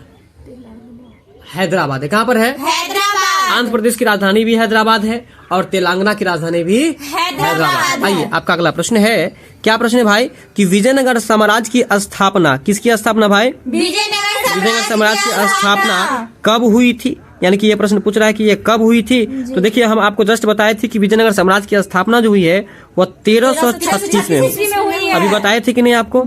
और किसने किया था? किस संत के प्रभाव में आकर किया था? माधव विद्यारण। माधव और विद्यारण क्यों बोलते हैं? माधव विद्यारण एक आदमी का नाम है, और बोलने से दो आदमी का नाम हुआ। माधव विद्यारण ठीक है। तो विजयनगर समाज की स्थापना 1336 ईस्वी में हुई है। हमने आपको ये कॉन्सेप्ट पीछे क्लास में ही बता दिया है कि 1336, जैसे 1300 से प्लस होगा जी और 1399 तक रहेगा तो वो कैमी शताब्दी हो जाएगा, बताए थे आप लोग, भूल गए क्या? 14वीं शताब्दी होगा। अगर 1401 होगा तो क्या शताब्दी होगा? 1402 होगा तब क्या होगा? 15वीं शताब्दी 1498 होगा तब क्या होगा? 1499 होगा तब क्या होगा? 15वीं शताब्दी। बात समझ में आ रहा है ना? तो ये चीज याद रखिएगा। जैसे अगर एक भी प्लस हो गया तो इसका मतलब है कि वह आपको अगला में चला जाता है। बात समझ में आ रहा है कि नहीं आ रहा है? ठीक है। तो आइए बताइए आप लोग कि विजयनगर साम्राज्य की स्थापना किस शताब्दी में हुई है, बताइए। 14वीं शताब्दी में, क्योंकि 1336 में इसकी स्थापना हुई है। 13 से प्लस हो गया ना जी, 1300 से प्लस हो गया ना। तो जब 1300 से कितना प्लस है? 36। तो 1300 से प्लस हो गया, इसका मतलब वो क्या में शताब्दी में? 14वीं शताब्दी में 14वीं शताब्दी। क्या बोलिएगा? 14वीं शताब्दी 14वीं शताब्दी। बताइए विजयनगर समाज की स्थापना किस शताब्दी में हुई है? 14वीं शताब्दी में। आइए अब आपका अगला प्रश्न है कृष्णदेव राय से संबंधित है। कृष्णदेव राय जो है वो राजा थे। वो कहाँ के राजा थे? तो वो विजयनगर राज्य के थे। अब इसको भी याद रखना बहुत ही आसान है। देखिए कृष्ण भगवान जो है ना, कृष्ण भगवान जिनके पक्ष में होते थे वो विजय होता था। इसलिए याद रखिएगा कि कृष्ण भगवान हमेशा जीतते थे। और उसे भी कृष्ण देव में लगा हुआ, देव लगा, देव मतलब देवता। कृष्ण भगवान तो देवता हो तो जीते, विजय होगा कि नहीं होगा? इसलिए विजय होगा, इसलिए विजय। तो कृष्णदेव राय राजा थे। कहाँ के राजा थे भाई? विजयनगर साम्राज्य के। और विजयनगर की स्थापना कब हुई है? 1336 ईस्वी में। किस शताब्दी में हुई है? 14वीं शताब्दी में। किस संत के प्रभाव में आकर हुई है? माधव विद्यानंद के प्रभाव। बिल्कुल। और किसने किया है? हरिहर और बुक्का ने किया। कृष्णदेव राय जो थे वो कहाँ के राजा थे? विजयनगर साम्राज्य के। तो बताइए क्या बहमनी के बारे में अगर आपसे बोल दे कि बहमनी के थे, वो सही आप है कि गलत है? अगर कोई पूछे कृष्णदेव राय जो है वो बहमनी राज के राजा थे, सही है कि गलत है? गलत है। तो आप इसके बारे में कुछ टिप्पणी कीजिए। बहमनी, क्योंकि विजयनगर साम्राज्य की, क्योंकि भाई साहब बहमनी के बारे में तो चर्चा ही नहीं करना। बहमनी का नाम लेगा तो 36 इंच की दूरी बनेगा, क्योंकि बहमनी हमेशा विजयनगर को पछाड़ने पर लगा था ना जी, और पतन तक न पछाड़ दिया। तो जस्ट पढ़ाए थे, कहाँ चला गया? आइए आपका अगला प्रश्न है चार मीनार से संबंधित है। देखिए चार मीनार मतलब 1 मीनार, 2 मीनार, 3 मीनार, 4 मीनार। मतलब समझ लीजिए चार मीनार जो है ना, आपको 4 मीनार का मतलब हो गया आपको जहाँ पर 4 गो मीनार खड़ा हो इस तरह से, 1 2 3 4। तो 4 गो मीनार हुआ कि नहीं हुआ जी? बात समझ में आ रहा है? 4 गो टावर समझ लीजिए, मीनार नहीं समझ रहे तो 4 गो टावर, ठीक है जी। तो 4 मीनार कहाँ पर है? तो देखिए 4 मीनार का सबसे पहले तो हैदराबाद में है, याद रखिएगा। 4 मीनार कहाँ पर है? हैदराबाद में है। और इसका निर्माण किसने कराया? तो देखिए इसका निर्माण कुली कुतुब शाह ने करवाया। किसने करवाया है? कुली कुतुब शाह ने करवाया। तो अब यहाँ पर एक बात समझिएगा। देखिए आप कहीं भी टावर जो देखे हैं, ये जो सिम का जो टावर होता है मोबाइल का, वो कहीं भी एक जगह पर क्या गो टावर देखे हैं एक साथ? 2 देखे हैं। अगर कहीं पर 4 गो आप देख लीजिएगा तो हदर जाइएगा ना जी। तो बाप रे ये कैसे हुआ? 4 गो टावर एक ही जगह पर है, तो आप देख करके हदर जाइएगा। तो हदर जाइएगा, तो हदर जो जाइएगा तो कहने का मतलब हदर जाएगा मतलब हैदराबाद। इसलिए 4 मीनार कहाँ पर है? हैदराबाद में। हैदराबाद में। दूसरा बात अब ये याद रखना है कि 4 मीनार का निर्माण किसने कराया? तो देखिए 4 मीनार का निर्माण आपको कुली कुतुब शाह ने करवाया। किसने करवाया है? कुली कुतुब शाह ने करवाया। 4 मीनार का निर्माण किसने करवाया है? कुली कुतुब शाह ने करवाया। अब देखिए एक बात बताते हैं आपको हम, 4 मीनार का निर्माण कुली कुतुब शाह ने करवाया। किसने करवाया है? कुली कुतुब शाह ने करवाया। ठीक है। देखिए ना हम एक बात आपको बताते हैं, अगर मान के चलिए किसी व्यक्ति के नाम से टावर होता है ना, ये बात पता है कि नहीं आपको? टावर किसी व्यक्ति के जमीन में होता है। अगर मान के चलिए 4 गो टावर किसी के जमीन में हो, टावर मतलब 4 गो मीनार अगर किसी के जमीन में हो, टावर का हिंदी मीनार होता है जी। अगर 4 गो मीनार किसी आदमी के नाम पर हो जी, तो उसको पैसा कम होगा कि ज्यादा होगा? ज्यादा होगा। जब पैसा ज्यादा होगा तो धनी मनी कहलाएगा। तो धनी मनी कहलाएगा तो उसको चोर डकैत ज्यादा आएगा। तो चोर डकैत के डर से वो आदमी क्या करेगा पता है? वो अपने पास एक कुत्ता को पालेगा। किसको पालेगा? कुत्ता को पालेगा। किसको पालेगा? कुत्ता को पालेगा। कुत्ता, क्योंकि कुत्ता पालने से ये होगा कि चोर बनोल जो रात में आएगा ना, तो उसको बता देगा कि देखिए मालिक कुत्ता आया हुआ है, सॉरी चोर आया हुआ है, और वो खूब जोर जोर से भौंकने लगेगा। ऐसा होता है कि नहीं होता है? इसलिए याद रखिएगा कुली कुतुब शाह मतलब 4 गो मीनार जिसके पास होगा, 4 गो टावर जिसके पास होगा तो कुत्ता रखेगा। इसलिए कुत्ता से याद रखेगा कुतुब शाह। क्या याद रखेगा? कुतुब शाह। तो बताइए कि 4 मीनार कहाँ पर है? हैदराबाद में। और इसका निर्माण किसने करवाया है? कुली कुतुब शाह ने। बिल्कुल। 4 मीनार जिसके पास होगा कुत्ता रखेगा, इसलिए कुत्ता से याद रखेंगे कुतुब शाह, यानी कि कुली कुतुब शाह। 4 मीनार का निर्माण किसने करवाया है? कुली कुतुब शाह ने। आइए आपका अगला प्रश्न है, गोलकुंडा से संबंधित है। किससे संबंधित है? गोलकुंडा से। देखिए गोलकुंडा, बोलिएगा जरा। गोलकुंडा। गोलकुंडा है, बात समझ ना, मतलब कुंडा कैसा है? गोल। कुंडा हम समझते हैं ना, कुंड कुंड, जैसे राजगीर में है ना अग्नि कुंड है ना, पानी सबका बहुत सारा कुंड है, जी। अग्नि कुंड है, पता नहीं क्या क्या कुंड है, हमको तो उतना याद भी नहीं है। तो कहने का मतलब कुंडा से याद रखिएगा, कुंड याद रखिएगा, बात समझ में ना, क्या याद रखिएगा? कुंड। तो कुंड अगर जो होगा गोल गोल कुंड होगा, जैसे कुआं पहले आता था ना, कुआं, तो कुआं कैसा होता था? गोल। लेकिन वो कुआं तो अभी देखने को मिल रहा है कि नहीं मिल रहा है? मिल रहा है। अभी कुआं देखने को कहीं मिल रहा है? हाँ। नहीं के बराबर मिल रहा है भाई साहब। अगर मिलता है, कहीं देखिए कुआं सभी के दरवाजा पर होता था पहले के समय में, लेकिन अभी क्या, जिस हिसाब से कॉल अभी है उस हिसाब से पहले कुआं होता था, लेकिन अभी ये कुआं कहीं कहीं मिलता है। जी। तो ये कहीं कहीं मिलता है, जैसे कि एक मेरे पास है अभी, है कि नहीं? अब इसका मंदिर सब में आप देखेंगे कुआं सब किसी किसी मंदिर में अवेलेबल है।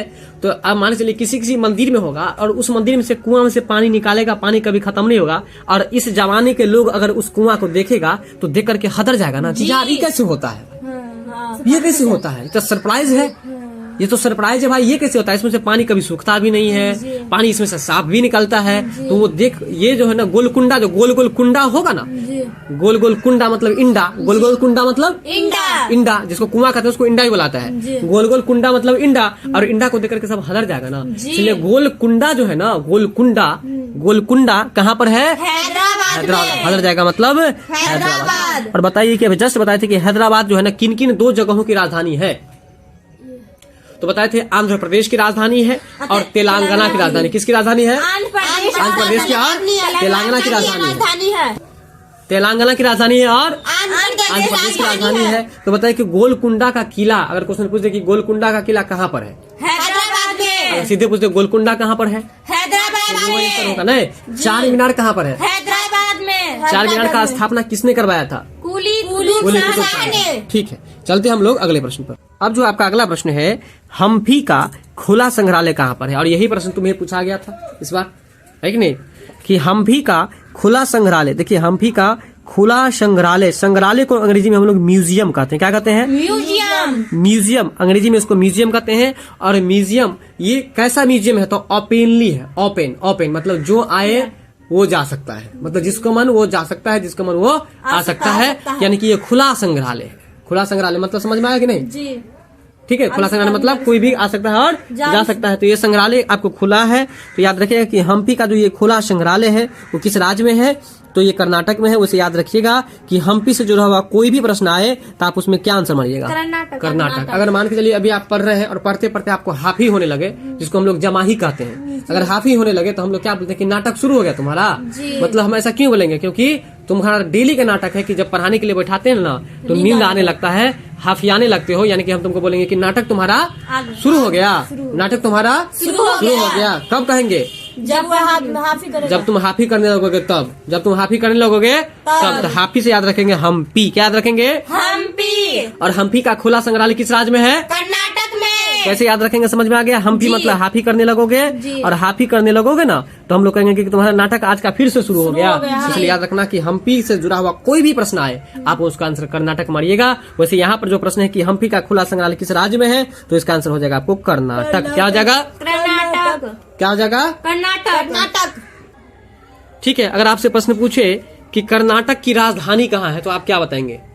कर्नाटक की राजधानी आपको बेंगलुरु है। कहाँ है? बेंगलुरु। कहाँ है? बेंगलुरु। कर्नाटक की राजधानी कहाँ है? बेंगलुरु है। इसके बाद आपको है राजस्थान, और बताएंगे आप लोग की राजस्थान की राजधानी कहाँ है?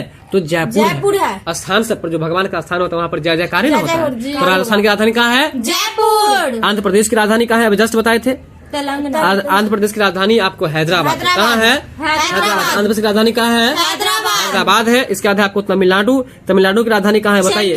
चेन्नई है। कहाँ है? चेन्नई है। तो बताएंगे आप लोग। अगला प्रश्न है कि किस संगमवासी का मतलब क्या हुआ? सॉरी, संगमवासी नहीं है, संगम वंशी है। क्या है? संगम वंशी का मतलब क्या हुआ? संगम वंश के। तो संगम वंश के शासक कहता कि कौन से संगम वंश के शासक को प्रौढ़ देवराय कहा था? पहले बताओ कि प्रौढ़ का मतलब क्या होता है? प्रौढ़ का मतलब होता है किशोरावस्था के बाद का जो अवस्था होता है उसको हम लोग प्रौढ़ावस्था कहते हैं। तो याद रखिएगा कि किशोरावस्था के बाद का जो अवस्था होता है उसे हम क्या कहते हैं? प्रौढ़ावस्था कहते हैं। ठीक है, शायद सबसे पहला अवस्था क्या होता है बताइए? बच्चों का सबसे पहला अवस्था जो होता है वो होता है गर्भावस्था, और गर्भ में जब रहता है बच्चा तो गर्भावस्था के बाद जो होता है तो वो शैशवावस्था, और शैशवावस्था के बाद आपको बाल्यावस्था के बाद किशोरावस्था, और किशोरावस्था के बाद आपको प्रौढ़ावस्था, और प्रौढ़ावस्था के बाद आपको होता है वृद्धावस्था, और वृद्धावस्था के बाद फिर उसका अंतिम संस्कार हो जाता है। बात समझ में आ रहा है कि नहीं आ रहा है? तो कहता है कि कौन से संगम वंश के शासक हैं जिसको प्रौढ़ देवराय कहा गया? समझिएगा, प्रौढ़ मतलब बूढ़ा, प्रौढ़ मतलब बूढ़ा।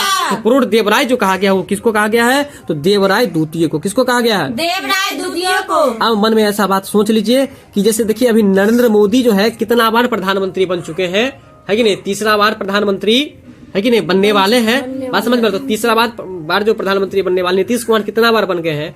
तो कितना बार, तो यहाँ पर ध्यान रखिए कि नीतीश कुमार 2 बार बन गए, तो दूसरा बार में मोदी अभी कैसा देखने में लगते हैं? प्रौढ़े में लगते हैं, बूढ़ा देखने में लगते कि नहीं लगते हैं? तो इसलिए याद रखिएगा कि अगर जैसे प्रौढ़ देवराय की चर्चा करे कि प्रौढ़ देवराय किसको कहा गया, तो प्रौढ़ मतलब याद रखिएगा बूढ़ा। अब बूढ़ा कब देखने लगेगा? कौन सा शासक देखने लगेगा? जो शासक 2 बार शासन कर लेगा वो। नहीं समझ में आया मेरा बात? जो शासक मतलब जो राजा 2 बार शासन कर लेगा ना, 1 से 2 बार की चर्चा मत करो, हम 2 बार बोल रहे तुमको, एक भी ऑप्शन में है। समझा रहे हैं? कुछ बोल रहे हो कुछ? जो राजा 2 बार शासन कर लेगा उसको हम लोग प्रौढ़ावस्था में कह सकते हैं। बात जैसे कि मोदी दूसरा बार शासन कर रहा है कि ना अभी, तो ये बूढ़ा जैसे हो गया कि ना हो गया? वही इससे पहले का इमेज देखोगे, इनका फोटो देखोगे तो बूढ़ा जैसे नहीं लगता था, लेकिन जब 2 बार शासन कर लिया तो अब कैसा लग रहा है? प्रौढ़ के जैसे। प्रौढ़ मतलब बूढ़ा के जैसे लग रहा है। बात समझ में आ रहा है? तो अगर आपसे पूछे कि संगम वंश का, कौन वंश का? संगम वंश का कौन सा शासक, बोलिएगा जरा। संगम वंश का कौन सा शासक है जिसको प्रौढ़ देवराय कहा जाता है? क्या कहता है? प्रौढ़ देवराय कहा जाता है। क्या कहता है? प्रौढ़ देवराय कहा जाता है। प्रौढ़ देवराय कहा था। तो देखिए प्रौढ़ देवराय कहा था देवराय द्वितीय को। यहाँ पर आपको हम ट्रिक बताएं कि जो राजा 2 बार शासन कर लेगा वो कैसा लगने लगेगा? बूढ़ा, यानी कि प्रौढ़ा से याद रखेंगे बूढ़ा, और बूढ़ा शासक कब बन जाएगा? जब 2 बार शासन करता है। 2 बार से याद रखेंगे, 2 बार यानी कि 2 को पॉइंट देख रहे हैं कि नहीं? इसलिए देवराय द्वितीय, देवराय द्वितीय। बात समझ में आ रहा है कि नहीं? और यह अगर आपसे प्रश्न ऐसे पूछ दे घुमा करके कि देवराय द्वितीय किस वंश का शासक था? संगम वंश का। तो याद रखिएगा संगम वंश का था। देखिए वैसे भी देवराय में लगा है देव मतलब देवता, और देवता हमेशा एक दूसरे को सबके संग में रहते हैं ना। देवता हमेशा सबके संग में रहते हैं ना, इसलिए देवराय द्वितीय हमेशा सबके संग में रहेंगे देवता। इसलिए याद रखिएगा कि देवराय द्वितीय जो है वो किस वंश के राजा थे? संगम वंश के राजा थे। तो अगर आपसे पूछे कि संगम वंश कौन से ऐसे राजा जिसको प्रौढ़ देवराय कहा गया, तो क्या देवराय द्वितीय। प्रश्न समझ में आ रहा है ना? चलिए आइए, अब जो आपका अगला प्रश्न है बीजापुर से संबंधित है। अगर आपसे पूछे कि बीजापुर कहाँ पर है, तो याद रखिएगा यह भी आपको कर्नाटक में। कहाँ पर है? कर्नाटक में है। ठीक है, तो बीजापुर का गोल गुम्बज किसका मकबरा है? देखिए यहाँ पर 2 प्रश्न बन रहा है। एक प्रश्न ये बन रहा है कि गोल गुम्बज जो है वो कहाँ पर है। प्रश्न क्या बताए? गोल गुम्बज कहाँ पर है? गोल गुम्बज कहाँ पर है? तो देखिए बताते हैं आपको। गोल गुम्बज, बोलिएगा जरा। गोल गुम्बज। देखिए गोल गुम्बज में अंत में लगा हुआ है बज। क्या लगा हुआ है? बज। तो बज से याद कर लेंगे बीजापुर।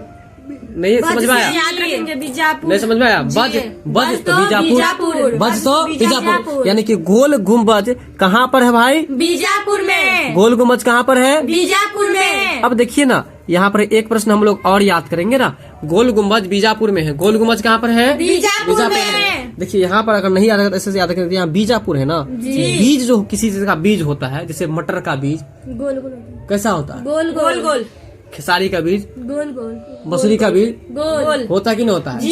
याद रखिए, अगर कोई पूछे कि गोल गुम्बज कहाँ पर है? बीजापुर में। तो याद रखिएगा कि जब ये आएगा गोल गुम्बज से, गोल गुम्बज से याद रखिएगा कि गोल गोल क्या होता है? बीज होता है। इसलिए गोल गुम्बज कहाँ पर है? बीजापुर में। गोल गुम्बज कहाँ पर है? बीजापुर में। बीजापुर में है।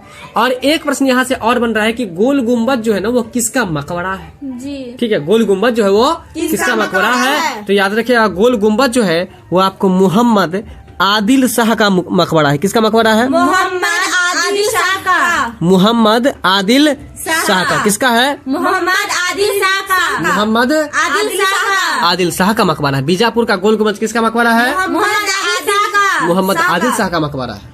तो बताएंगे बच्चों कि अगर जैसे कहेगा गोल गुम्बज तो आप कैसे याद रखेंगे कि ये कहाँ पर है? बज तो बीजापुर, यानी कि गोल गुम्बज कहाँ पर है? बीजापुर में है। अब यहाँ पर एक प्रश्न और सीखने को मिल रहा है। प्रश्न में से ही अभी सीखने को हम 3 प्रश्न सीखे हैं कि गोल गुम्बज क्या है भाई? तो यह किसी मरे हुए व्यक्तियों का समाधि है जिसको मुसलमान में मकबरा कहा जाता है। क्या कहा जाता है? मकबरा। क्या कहा जाता है भाई? मकबरा कहा जाता है। देखिए यहाँ लिखा है ना मकबरा, यानी कि गोल गुम्बज जो है वह एक मकबरा है। तो बीजापुर का जो गोल गुम्बज है वो क्या है? मकबरा।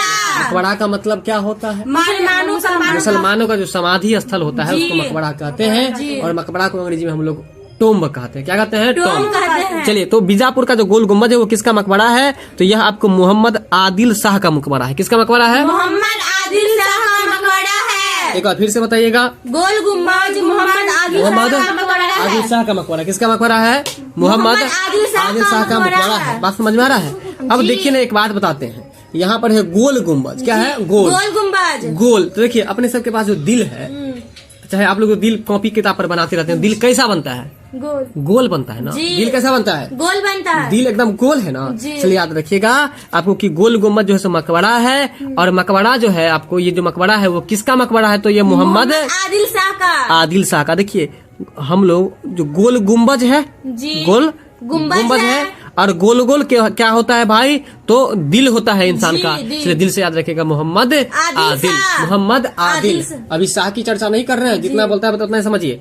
गोल गुम्बज मतलब गोल गोल क्या है अपने सबका? दिल है ना। गोल गुम्बज।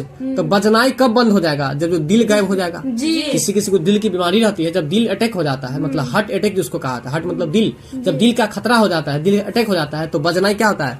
गोल हो जाता है। बजनाई क्या होता है? गोल हो जाता है। इसलिए गोल गुम्बज यानी कि गोल गुम्बज यानी कि बजना गोल कब हो जाएगा?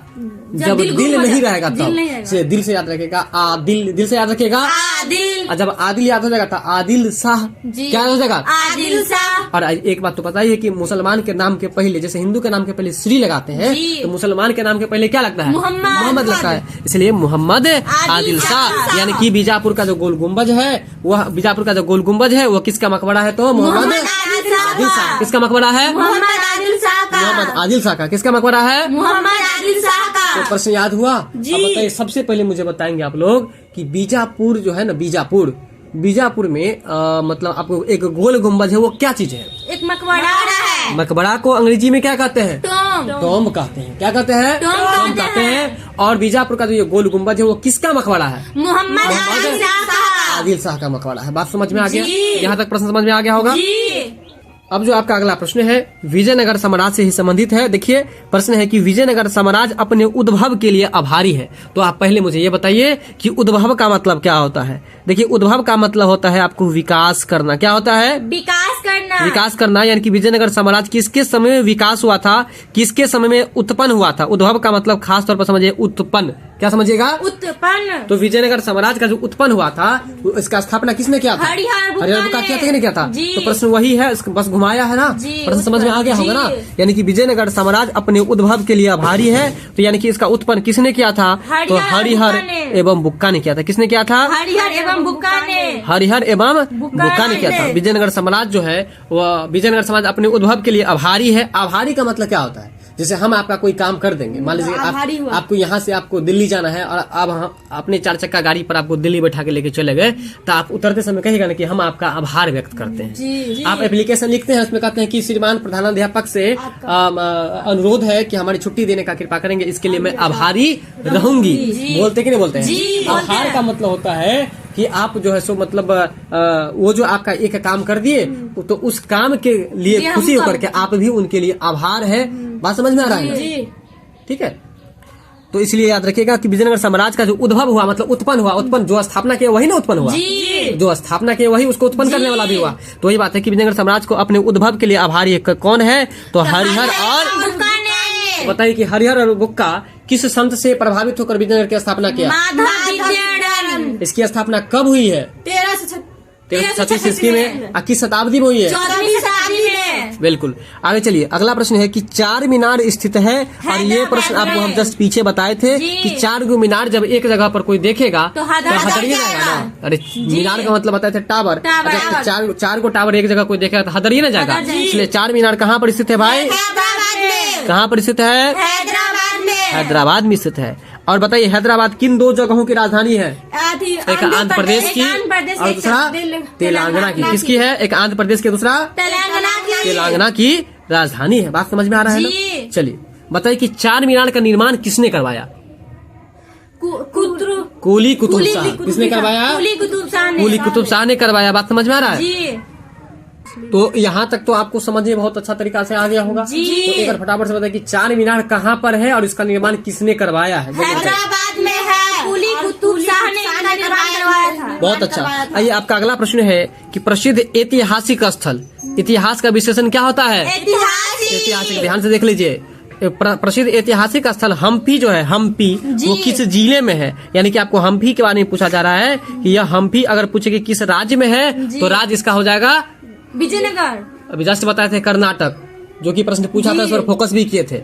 ठीक है ना जी।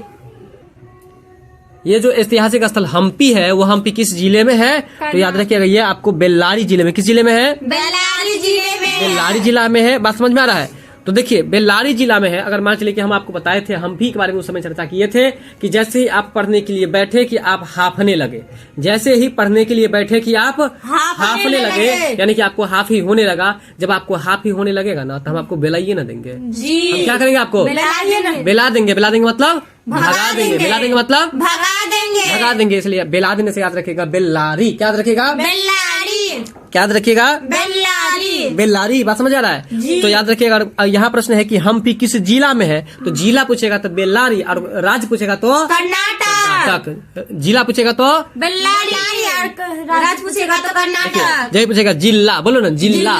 तो जिला में आ रहा है ला, तो इसलिए बेल्लारी। बात समझ में आ रहा है? और पूछेगा राज्य तो राज्य हो जाएगा आपको कर्नाटक। वैसे भी कर्नाटक एक राज्य है ना जिसकी राजधानी कहाँ है? बेंगलुरु है। राजधानी कहाँ है? बेंगलुरु है। तो बताइए कि प्रसिद्ध ऐतिहासिक स्थल हम्पी जो है वो किस जिले में स्थित है? तो बेल्लारी में। कहाँ पर स्थित है? बेल्लारी में स्थित है। बात समझ में आ रहा है कि नहीं? आ रहा है समझ में? तो बताइए कि अभी हम लोग किसके बारे में बात कर रहे हैं? हम्पी के बारे में। हम्पी के बारे में। हम्पी किस राज्य में है? कर्नाटक में। और किस जिला में है? बेल्लारी जिला में। जिला का ट्रिक क्या हुआ? जिला तो बेल्लारी। जिला तो बेल्ला। जिला तो बेल्ला, यानी कि जिला से अगर जिला पूछेगा हम्पी किस जिला में है तो बेल्लारी में है, और किस राज्य में है तो कर्नाटक में है। बात समझ में आ रहा है कि नहीं आ रहा है? ठीक है। आइए अगर आपसे पूछे कि बीजापुर कहाँ पर है तो याद रखिए कर्नाटक में है, और ये बेल्लारी कहाँ पर है ये भी कर्नाटक में है। गुलबर्गा कहाँ पर है ये भी आपको कर्नाटक में है। रायचूर जो है चूर ये भी आपको कर्नाटक में ही है। बात समझ में आ रहा है ना? कर्नाटक में भी है। देखिए अगर बच्चा सबको जो पैखाना मतलब हो जाता है तो नहीं कहते कि चुरक गेले, नहीं कहते कि चुरक गेले, कहीं चुरक गेले कहती पैखाना नहीं। तो जब चुरक जाते तो मैं सब की करते बच्चा सब नहीं मैं सब जो है की करते कर्नाटक मतलब जब नहीं बच्चा के जब कनी चूर से चुरा देते ना, नहीं चुरा देते ना कनी पैखाना चुरी के जेते ना तो कहते कि कर आप जते बढ़िया से करबे ओते बढ़िया से कर, तो लगा कर से हो जाते कर्नाटक, यानी कि रायचूर कहाँ पर है? देखिए ये पूछेगा, ये सब प्रश्न बनता है आगे। अभी 4 मिनट के बाद प्रश्न बना था बना था जी। तो बताइए बीजापुर कहाँ पर है? बीजापुर तो कर्नाटक में है। बेल्लारी कहाँ पर है? कर्नाटक में। गुलबर्गा कर्नाटक में। और रायचूर कर्नाटक में। कैसे याद रखें? रायचूर को, जैसे रायचूर अगर किसी को चुरक जाएगा तो उसका माँ कहेगा कि अच्छा ठीक है, और कर से हो जाएगा कर्नाटक, यानी कि रायचूर कहाँ पर है? कर्नाटक में। अच्छा देखो गुलबर्गा कहेगा तो कर्नाटक, गुलमर्गा जो कहेगा मरगा ध्यान रखना, बहुत बड़ा बात बता रहे हैं आपको। गुलमर्गा कहीं अगर गुलमर्गा नजर आए, देखिए अंतिम अंतर बस ब और म में है, ठीक है ना? तो गुलमर्गा म से मार काट कहाँ पर होता है? जम्मू कश्मीर में ना, इसलिए याद रखिएगा। वैसे भी जम्मू में म लगा है कि नहीं लगा है, इसलिए गुलमर्गा कहाँ पर है? जम्मू कश्मीर। गुलबर्गा कहाँ पर है? कर्नाटक में। याद रखिएगा ना, बरगा कहेगा गुलबर्गा तो कर्नाटक, गुलमर्गा कहेगा तब जम्मू कश्मीर। बात समझ में आ रहा है ना? जम्मू में म लगा है इसलिए गुलमर्गा म लगा दीजिएगा, ठीक है? बताइए विजयनगर कहाँ पर है? विजयनगर कर्नाटक में। और गुलबर्गा कहाँ पर है? कर्नाटक में। बेल्लारी कहाँ पर है? कर्नाटक में। और रायचूर कर्नाटक में। बात समझ में आ रहा है ना? याद रखिएगा कि हम्पी किस जिला में है? हम्पी बेल्लारी जिला में है। बेल्लारी में। आइए अगला प्रश्न है कि बुक्का प्रथम किसी व्यक्ति का नाम है। बात समझ रहे? तो बुक्का प्रथम के शासन काल में मदुरा, बोलिएगा मदुरा सल्तनत का विलय विजयनगर साम्राज्य में हुआ। देखिए सबसे पहले यहाँ पर ध्यान दीजिएगा, ये मदुरा भी एक जगह का नाम है। मदुरा जो है यह भी एक जगह का नाम है ना, जगह का नाम है। और ये जो मदुरा है ना, इस मदुरा का विलय हो जाता है। विलय मतलब समाना। अब समझिएगा, विलय मतलब होता है समाना, घुल जाना। जैसे आप पानी में चीनी को घोलते हैं तो चीनी में पानी समा जाता है कि पानी में चीनी समा जाता है? पानी में चीनी समा जाता है। तो मतलब पानी में विलय उसका हो जाता है। बात समझ में आ रहा है? विलय का मतलब समाना। यानी कि प्रश्न पर ध्यान दीजिएगा कि मदुरा जो है, मदुरा वो किसमें समा जाता है? विजयनगर साम्राज्य में। मदुरा सल्तनत जो है वो किसमें समा रहा है भाई? विजयनगर साम्राज्य में। विजयनगर साम्राज्य में समा जा रहा है। कौन समा जा रहा है, जल्दी बताइएगा? मदुरा किसमें समा रहा है? विजयनगर साम्राज्य में। ठीक है, आइए एक बार प्रश्न फिर से चलते हैं। बुक्का प्रथम के शासन काल में मदुरा सल्तनत का विलय हो जाता है भाई विजयनगर साम्राज्य में। तो कहता है कि मदुरा विजय का श्रेय किसे है? यानी कि मदुरा विजय का श्रेय किसका श्रेय पूछ रहा है? मदुरा विजय का श्रेय किसे है? तो यहाँ जो प्रश्न है, एक और प्रश्न फिर से हम चलते हैं कि बुक्का प्रथम के शासन काल में मदुरा सल्तनत का विलय विजयनगर साम्राज्य में हुआ और मदुरा विजय का श्रेय किसे है? तो मदुरा विजय का श्रेय जो है बुक्का प्रथम के पुत्र कंपन, मतलब व्यक्ति का नाम था कंपन। किसका नाम था? व्यक्ति का नाम था कंपन। और बुक्का प्रथम जो था ना, उसके बेटा का नाम था आपको कंपन। तो बुक्का प्रथम के पुत्र कंपन जो था ना, उसका पूरा नाम था कंपन राय, है ना। उसी को ये श्रेय दिया गया। क्या चीज का श्रेय? तो मदुरा विजय का श्रेय। किसका श्रेय? मदुरा विजय का श्रेय। यानी कि मदुरा विजय का श्रेय किसको दिया जाता है? तो बुक्का प्रथम के पुत्र कंपन का। आइए एक बार हम देखिए इस प्रश्न का मतलब क्या हुआ। विलय का मतलब तो आप खूब अच्छी तरीका से समझ गए कि विलय का मतलब होता है घुलना। जी। मतलब ये हुआ कि विजयनगर साम्राज्य के जो राजा थे, ठीक है ना, विजयनगर साम्राज्य के जो राजा थे, आपको ये प्राचीन समय से बहुत पहले से ये पढ़ते हुए आ रहे हैं आप और सुनते हुए आ रहे हैं कि राजा जब किसी क्षेत्रों पर कब्जा कर लेता है तो कब्जा करने के बाद वह अपने साम्राज्य का धीरे धीरे क्या करता है? वो विस्तार करने लगता है। अगर दिल्ली पर आक्रमण किया तो धीरे धीरे वो हरियाणा पर भी आक्रमण करता है, धीरे धीरे वो यूपी की तरफ भी भागता है। बात समझ में आ रहा है? और राजस्थान की तरफ भी भागता है। तो कहने का मतलब ठीक वही बात हो रहा है यहाँ पर आपको। जब जिस समय विजयनगर साम्राज्य के राजा बुक्का प्रथम थे, कौन थे? बुक्का प्रथम थे। वो बुक्का प्रथम जब विजयनगर साम्राज्य का राजा बने तब वह साम्राज्य विस्तार करने के क्रम में वह मदुरा नाम के जगह को अधिकृत कर लिया, यानी कि उस पर आक्रमण करके उसको अपने राज्य में क्या कर लिया? मिला लिया। बात समझ में आया? तो प्रश्न यही था कि इसका मदुरा का जो विलय होता है, यानी कि मदुरा को जो विजयनगर में मिला लेता है, वो मिलाने का श्रेय किसको दिया जाता है? यानी कि इसको मिलाने में किसकी भूमिका है? अब प्रश्न समझ में आया कि नहीं आया? विजयनगर साम्राज्य में मदुरा नाम के क्षेत्र को, मदुरा जगह को किसने विलय कर दिया, किसने मिला लिया, किसने समा लिया? तो उस व्यक्ति का नाम है जो कि आप प्रश्न में देख रहे हैं। क्या देख रहे हैं प्रश्न में आप? बुक्का प्रथम। क्या देख रहे हैं? बुक्का प्रथम देख रहे हैं। क्या देख रहे हैं? तो बुक्का प्रथम देख रहे हैं। ठीक है, तो वही प्रश्न है कि बुक्का प्रथम के शासन काल में मदुरा सल्तनत का विलय विजयनगर साम्राज्य में हुआ। बात यहाँ तक क्लियर हुआ? क्वेश्चन में से एक प्रश्न क्या आया कि विजयनगर साम्राज्य में मदुरा सल्तनत का जो विलय हुआ है वो किसके शासन काल में? बुक्का प्रथम के शासन काल में। तो वो बुक्का प्रथम के शासन काल में, ये बात क्लियर हो गया। तो बुक्का प्रथम के शासन काल में ये हुआ है। आपको क्या हुआ है? तो आपको जो है ये मदुरा का विलय हुआ है। ठीक है, तो यही कहता है कि मदुरा विजय। अरे भाई, पहले उस जगह को जीता, इसके बाद ना अपने मिलाया। पहले अधिकार कर लिया, जीत लिया, तभी तो अपने मिलाया। वही कह रहा है यहाँ पर कि मदुरा विजय का श्रेय किसको दिया जाता है? तो बुक्का प्रथम के पुत्र को और उस पुत्र का नाम है कंपन राय, जिसको शॉर्ट में कंपन भी बोला जाता है। याद रखिएगा कि बुक्का प्रथम के जो पुत्र थे उनका नाम क्या था? कंपन या कंपन राय। कंपन या कंपन राय। क्या नाम था? कंपन या कंपन या कंपन राय। कंपन या कंपन राय। फिर से बताइए क्या नाम था? कंपन या कंपन या अगर आपसे हम पूछे कि विजयनगर साम्राज्य में किसमें? विजयनगर साम्राज्य में। विजयनगर साम्राज्य में है ना, मदुरा क्षेत्र को किसने विलय कर लिया? बुक्का प्रथम ने। किसने विलय कर लिया? बुक्का प्रथम ने। या क्वेश्चन ऐसे पूछे किसके शासनकाल में आपको मदुरा का जो है सो विलय हुआ विजयनगर बुक्का साम्राज्य? प्रथम के शासनकाल में। बात क्लियर है? ठीक है। और यहाँ जो एक प्रश्न बन रहा था कि भाई मदुरा को विजयनगर में किसने मिला लिया, मतलब कि इसमें इसका श्रेय किसको दिया जाता है? तो बुक्का प्रथम के बेटा को। किसको? बुक्का प्रथम के बेटा को। बुक्का प्रथम के बेटा को। बात यहाँ तक क्लियर हुआ कि नहीं हुआ? और अगर आपसे पूछ दे कि बुक्का प्रथम के बेटा का नाम क्या था? कंपन या कंपन राय। कंपन या कंपन राय। तो याद रखिएगा, यहाँ तक तो समझ में आ गया होगा। ठीक है। अगर नहीं याद रहे तो ऐसे याद रख सकते हैं। देखिए बुक्का का अंत में लगा है, क लगा है ना, तो क से याद रखिएगा कंपन। क से याद रखिएगा कंपन। यानी कि बुक्का प्रथम का जो बेटा था उसका नाम था कंपन, और वही कंपन राय जो है आपको है ना विजयनगर साम्राज्य में किसको मिला लिया भाई? तो मदुरा। किसको मिला लिया? मदुरा को। किसको मिला लिया? मदुरा को। अब जो है आप पूरा प्रश्न बोलिए कि मदुरा को विजयनगर साम्राज्य में विलय करने का श्रेय बुक्का प्रथम के पुत्र कंपन या कंपन राय को दिया जाता है। बोलिए। विजयनगर साम्राज्य में मदुरा को मिलाने का श्रेय बुक्का प्रथम के पुत्र कंपन या कंपन राय को दिया जाता है।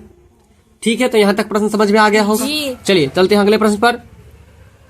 मुस्लिमों को सेना में नियुक्त करने वाला विजयनगर का प्रथम शासक। बहुत ही महत्वपूर्ण प्रश्न है ये, मोस्ट बीबीआई प्रश्न है, इसको जरा समझिएगा है ना। मुस्लिम को, किसको? मुस्लिम को सेना में नियुक्त करने वाला विजयनगर का पहला शासक कौन था? देखिए मुस्लिम को सेना में नियुक्त कर दिया, और इसका कारण ये था कि वो जो है आपको बहमनी राज्य जो उससे संघर्ष बार बार कर रहा था, बहमनी कर रहा था ना, तो बहमनी को हराने के लिए कहा कि देखिए हिंदू में जो है सो तो है ही सैनिक में, हम क्या करते हैं कुछ मुसलमान में से भी सैनिक बना लेते हैं, जिसके कारण से हम बहमनी पर जीत हासिल कर सके। बात समझ में आ रही है? इसीलिए याद रखिएगा कि अगर क्वेश्चन पूछे कि मुस्लिमों को सैनिक में नियुक्त करने वाला विजयनगर का पहला राजा कौन था, तो उसका नाम था, आप याद रखिएगा, देवराय प्रथम। क्या नाम था? देवराय प्रथम। मुस्लिमों को सेना में नियुक्त करने वाला कौन था? देवराय प्रथम। अब देखिए यहाँ प्रश्न क्या है, किसको शामिल किया है सेना में? मुस्लिम को। मुस्लिम जाति को शामिल किया है, जरा ध्यान दीजिएगा। और मुस्लिम जाति को शामिल करने वाला कर रहा है नियुक्त, मतलब नौकरी देने वाला है ना। विजयनगर का प्रथम शासक, प्रथम मतलब पहला। तो देखिए जब पहले बार मुस्लिम को शासन करे, ये मुस्लिम को शामिल करेगा सेना में, तो हम लोग देवराय प्रथम में और देवराय द्वितीय में फंसवे नहीं करेंगे। क्यों नहीं फंसेंगे? क्योंकि प्रथम बार मुस्लिम को जो सेना में नियुक्त किया है, और देवराय प्रथम और देवराय द्वितीय, तो देवराय द्वितीय को नहीं याद रखेंगे हम, देवराय प्रथम को याद रखेंगे, क्योंकि प्रथम बार मुस्लिम को सेना में नियुक्त किया है। बात समझ में आएगी? क्योंकि प्रथम बार मुस्लिम को सेना में नियुक्त किया था। तो अब बताइए कि विजयनगर का ऐसा कौन सा राजा था जो पहली बार अर्थात प्रथम बार मुस्लिम को सेना में नियुक्त किया था? देवराय प्रथम। अब तो देवराय प्रथम और द्वितीय में नहीं फंसेगा, क्योंकि मुस्लिम को प्रथम बार नियुक्त किया, तो प्रथम से याद रख लेंगे देवराय प्रथम। क्लियर है कि नहीं यहाँ तक? तो बताइए कि देवराय द्वितीय को कौन सा उपनाम दिया गया है?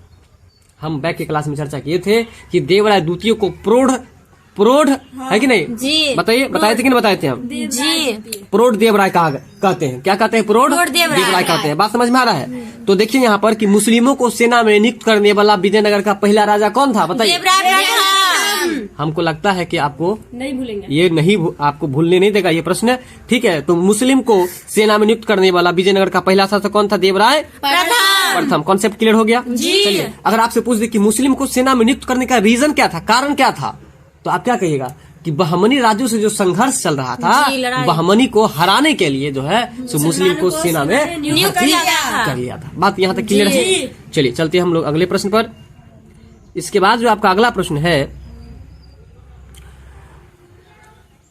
आइए, आपका अगला प्रश्न है निम्नलिखित कौन सा क्षेत्र विजयनगर के शासकों और बहमनी के सुल्तानों के मध्य विवाद का विषय नहीं था।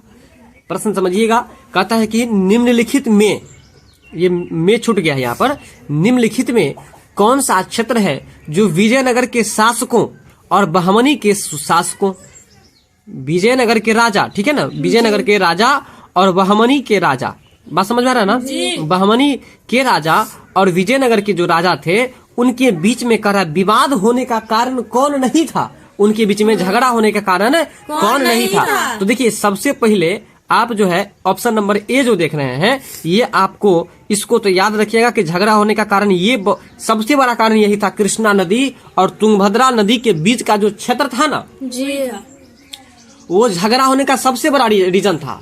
उसमें ये जो है मतलब आपको बहमनी वंश, बहमनी साम्राज्य और विजयनगर साम्राज्य में जो झगड़ा होने का रीजन था, सबसे बड़ा कारण वही था, क्योंकि नदी के किनारे का भूमि जो होता है, नदी के किनारे का जो भूमि होता है ना, वो ऐसा माना जाता है कि बहुत ही उपजाऊ होता है, है ना, वो बहुत ही उपजाऊ, वहां पर बहुत ही ज्यादा चावल उपजता था। तो इसलिए सोचता था बहमनी साम्राज्य, सोचता था कि इसको हम जो है अपना ले, और ये विजयनगर साम्राज्य क्या सोचा था कि इसको हम अपना ले। बात समझ में आ रहा है। और विवाद का सबसे बड़ा कारण यही था तुंगभद्रा नदी और कृष्णा नदी के जो बीच का जो क्षेत्र था ना, जिसको दोआब कहा जाता है। क्या कहता है? दोआब कहा था। आब का मतलब उर्दू में पानी होता है। क्या होता है? आब का मतलब क्या होता है? पानी होता है। बात समझ में आ रहा है। तो ये जो है ठीक है, तो दो नदियों की जो बीच की भूमि होती है, नदियों की किनारे की जो भूमि होती है, कैसी होती है? अत्यधिक उपजाऊ होती है। कैसी होती है? अत्यधिक उपजाऊ होती है। तो उपजाऊ होने के कारण से कह रहा था, ये कह रहा था कि हम लेंगे, तो वो कह रहा था कि हम लेंगे, और इसके कारण से दोनों को बार बार क्या होता था? विवाद होता था, द्वंद्व होता था, झगड़ा होता था, संघर्ष होता था। बात समझ में आ रहा है। तो अगर आपसे पूछे कि बहमनी साम्राज्य और विजयनगर साम्राज्य के बीच में संघर्ष होने का रीजन क्या था, तो आप बोलिएगा तुंगभद्रा और कृष्णा नदी के बीच के जो दोआब का क्षेत्र था, बीच का जो भूमि था, उस भूमि के कारण से जो है इस दोनों में काफी संघर्ष और अंतिम समय तक संघर्ष हुआ, जो कि आप देखे थे। जिस समय से विजयनगर की स्थापना हुई, उस समय से लेकर के पतन तक जो है बहमनी राज छोड़ा नहीं, लड़ता ही रह गया। देखे थे कि नहीं देखे थे? तो वही बात है। तो ये रीजन था। प्रश्न पूछ रहा है कि विजयनगर साम्राज्य, देखिए प्रश्न पूछ रहा है कि विजयनगर साम्राज्य और बहमनी सुल्तानों के बीच में मध्य विवाद का विषय कौन नहीं था, मतलब विवाद होने का कारण कौन नहीं था। तो कौन कौन था पहले उसको याद रखेंगे। और ये प्रश्न जो है ना काफी महत्वपूर्ण, इसको लेकर के चलिए, क्योंकि यहाँ पर हम 3 प्रश्न को सीखेंगे। ठीक है कि नहीं? तो एक कृष्णा और तुंगभद्रा नदी के दोआब क्षेत्र समझ गए। दूसरा जो है गोदावरी और कृष्णा नदी का जो डेल्टा क्षेत्र था, इसके लिए भी आपको विवाद होता था।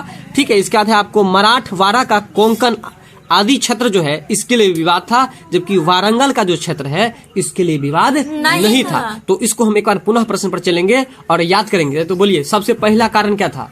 कृष्णा और तुंगभद्रा का दोआब का क्षेत्र। कृष्णा और तुंगभद्रा का दोआब क्षेत्र। बोलिए कृष्णा और तुंगभद्रा का दोआब क्षेत्र। कृष्णा और तुंगभद्रा का दोआब क्षेत्र है। इसके बाद आगे बताइए।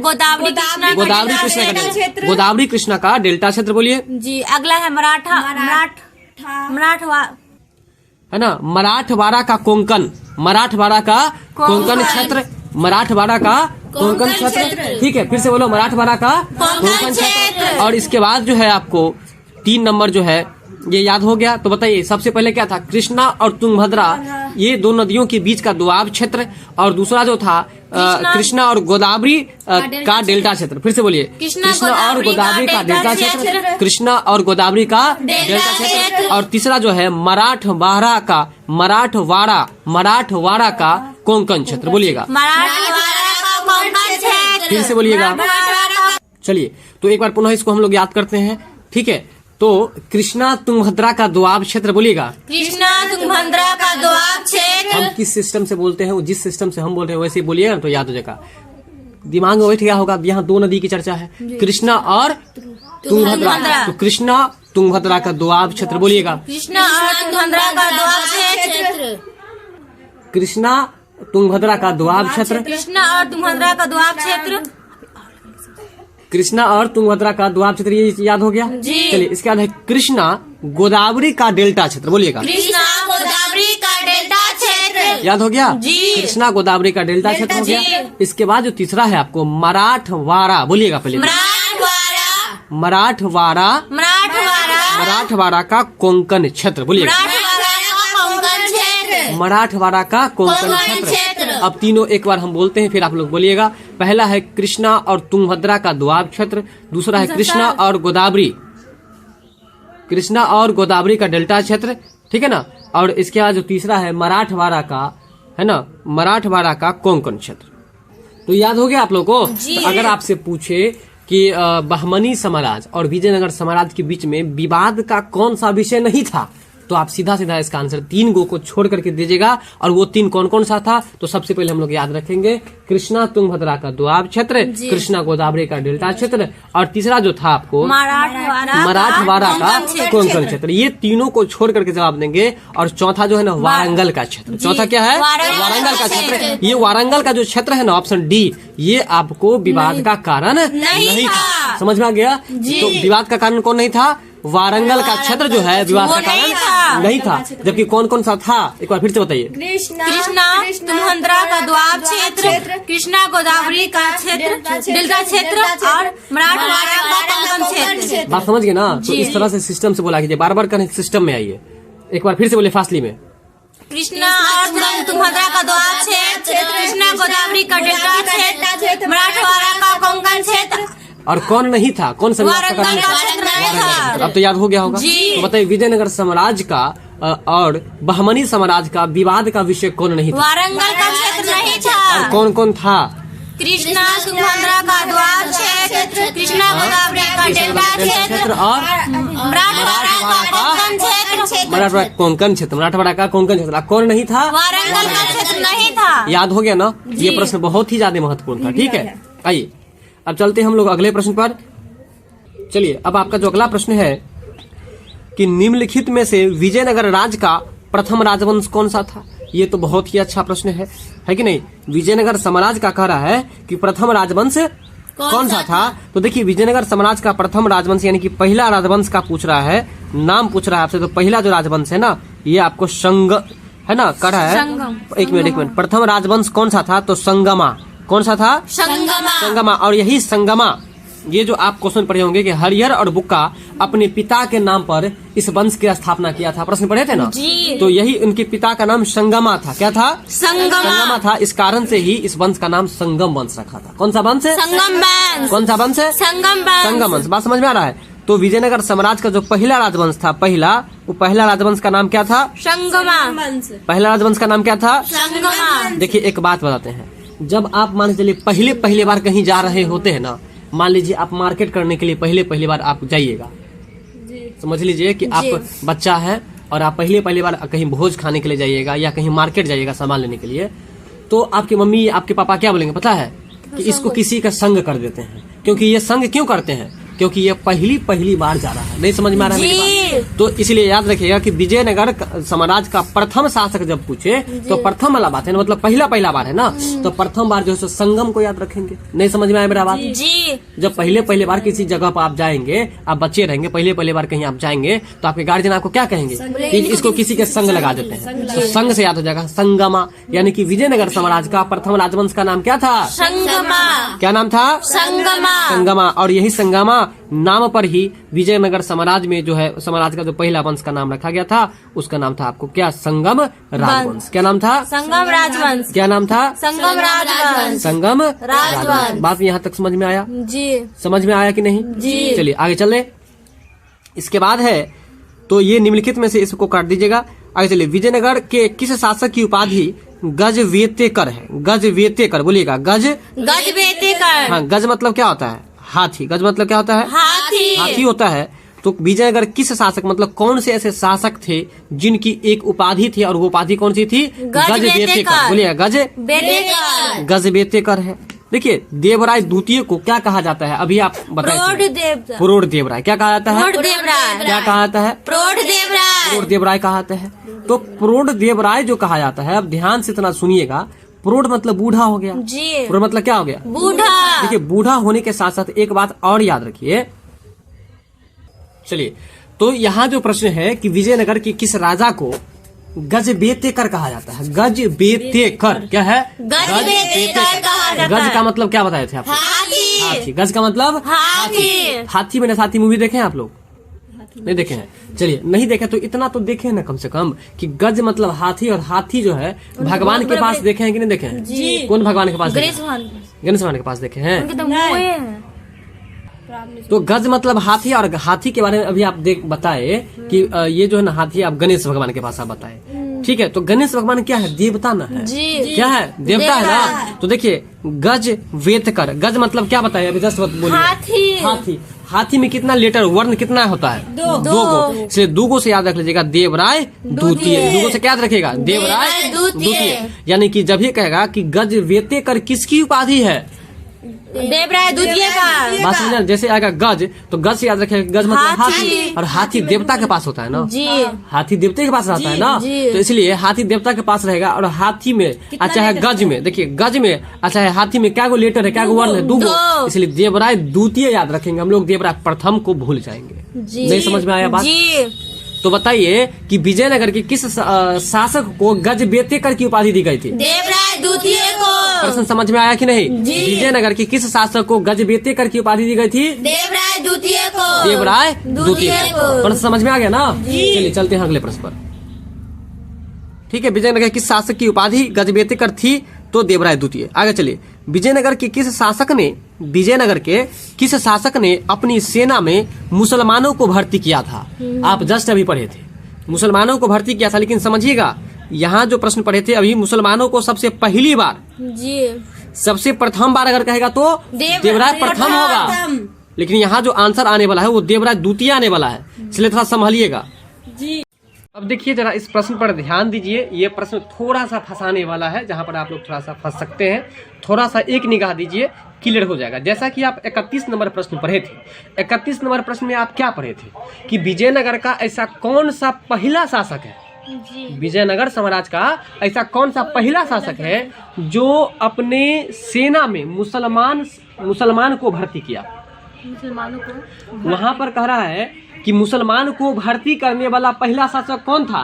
तो हम बताए थे प्रथम कहे तो देवराय प्रथम, जब पहला कहे तो देवराय प्रथम। लेकिन यहाँ से स्पष्ट एक बात हो रहा है कि उसमें केवल देवराय प्रथम ही नहीं था। देवराय प्रथम के अलावा विजयनगर साम्राज्य में मुस्लिम शासकों को सेना में भर्ती करने वाला और भी दूसरा शासक था।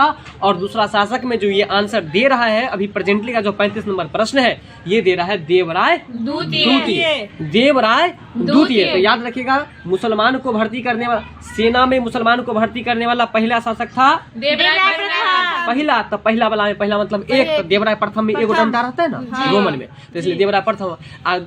मतलब जब कहेगा कि आपको ये और दूसरा, तो दूसरा में आप देवराय दूसरा को याद रखेगा, या देवराय द्वितीय को याद रखेगा, जो रोमन में 2 रहता है। क्लियर है कि नहीं क्लियर है? चलिए, तो आइए 35 नंबर प्रश्न पर हम लोग आते हैं।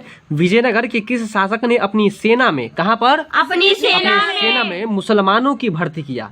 तो यहाँ पर प्रश्न आ गया ना कि विजयनगर का ऐसा कौन सा शासक है जो अपनी सेना में मुसलमानों को भर्ती किया? तब आपके मन में ये प्रश्न उठेगा, भाई कि सेना में भर्ती करने वाला शासक कौन था? देवराय प्रथम।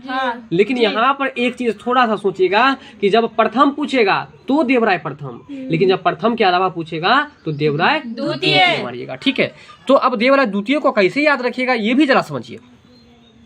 कहता है कि विजयनगर के किस शासक ने अपनी सेना में मुसलमानों को भर्ती किया और उन्हें जागीरें प्रदान किया? जागीर का मतलब होता है राजा के द्वारा जो सेना को, राजा के द्वारा जो सेनाओं को जमीन दी गई, राजाओं के द्वारा जो सेना को जमीन दी गई, उसे ही हम लोग क्या कहते हैं? जागीरें कहते हैं। क्या कहते हैं? जागीर या जागीरें कह सकते हैं उसको।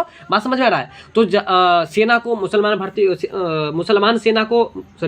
को सेना में भर्ती किया और उसको उसके बदले में, मतलब वेतन के बदले में उसको क्या दिया? जागीरें दिया। अब देखिए, मुसलमान से संबंधित इन्होंने 2 काम किया। क्या क्या काम किया? तो देखिए, एक काम क्या किया कि मस्जिद का निर्माण करवाया। एक काम क्या किया? मस्जिद का निर्माण करवाया। किसका निर्माण करवाया? मस्जिद का। एक मस्जिद का निर्माण करवाया, और दूसरा जो है कहता है तथा जो कुरान की एक प्रति मतलब एक पीस, प्रति मतलब एक पीस, जो कुरान की एक प्रति अपने राज सिंहासन के सामने, कहाँ पर? राज सिंहासन के सामने, राज सिंहासन के सामने जो है कुरान का एक पीस रखा। ठीक है, तो बताइए मुसलमान से संबंधित दो काम क्या क्या किया? तो एक मस्जिद का निर्माण करवाया और दूसरा कुरान को अपने राज सिंहासन के सामने रखवाया।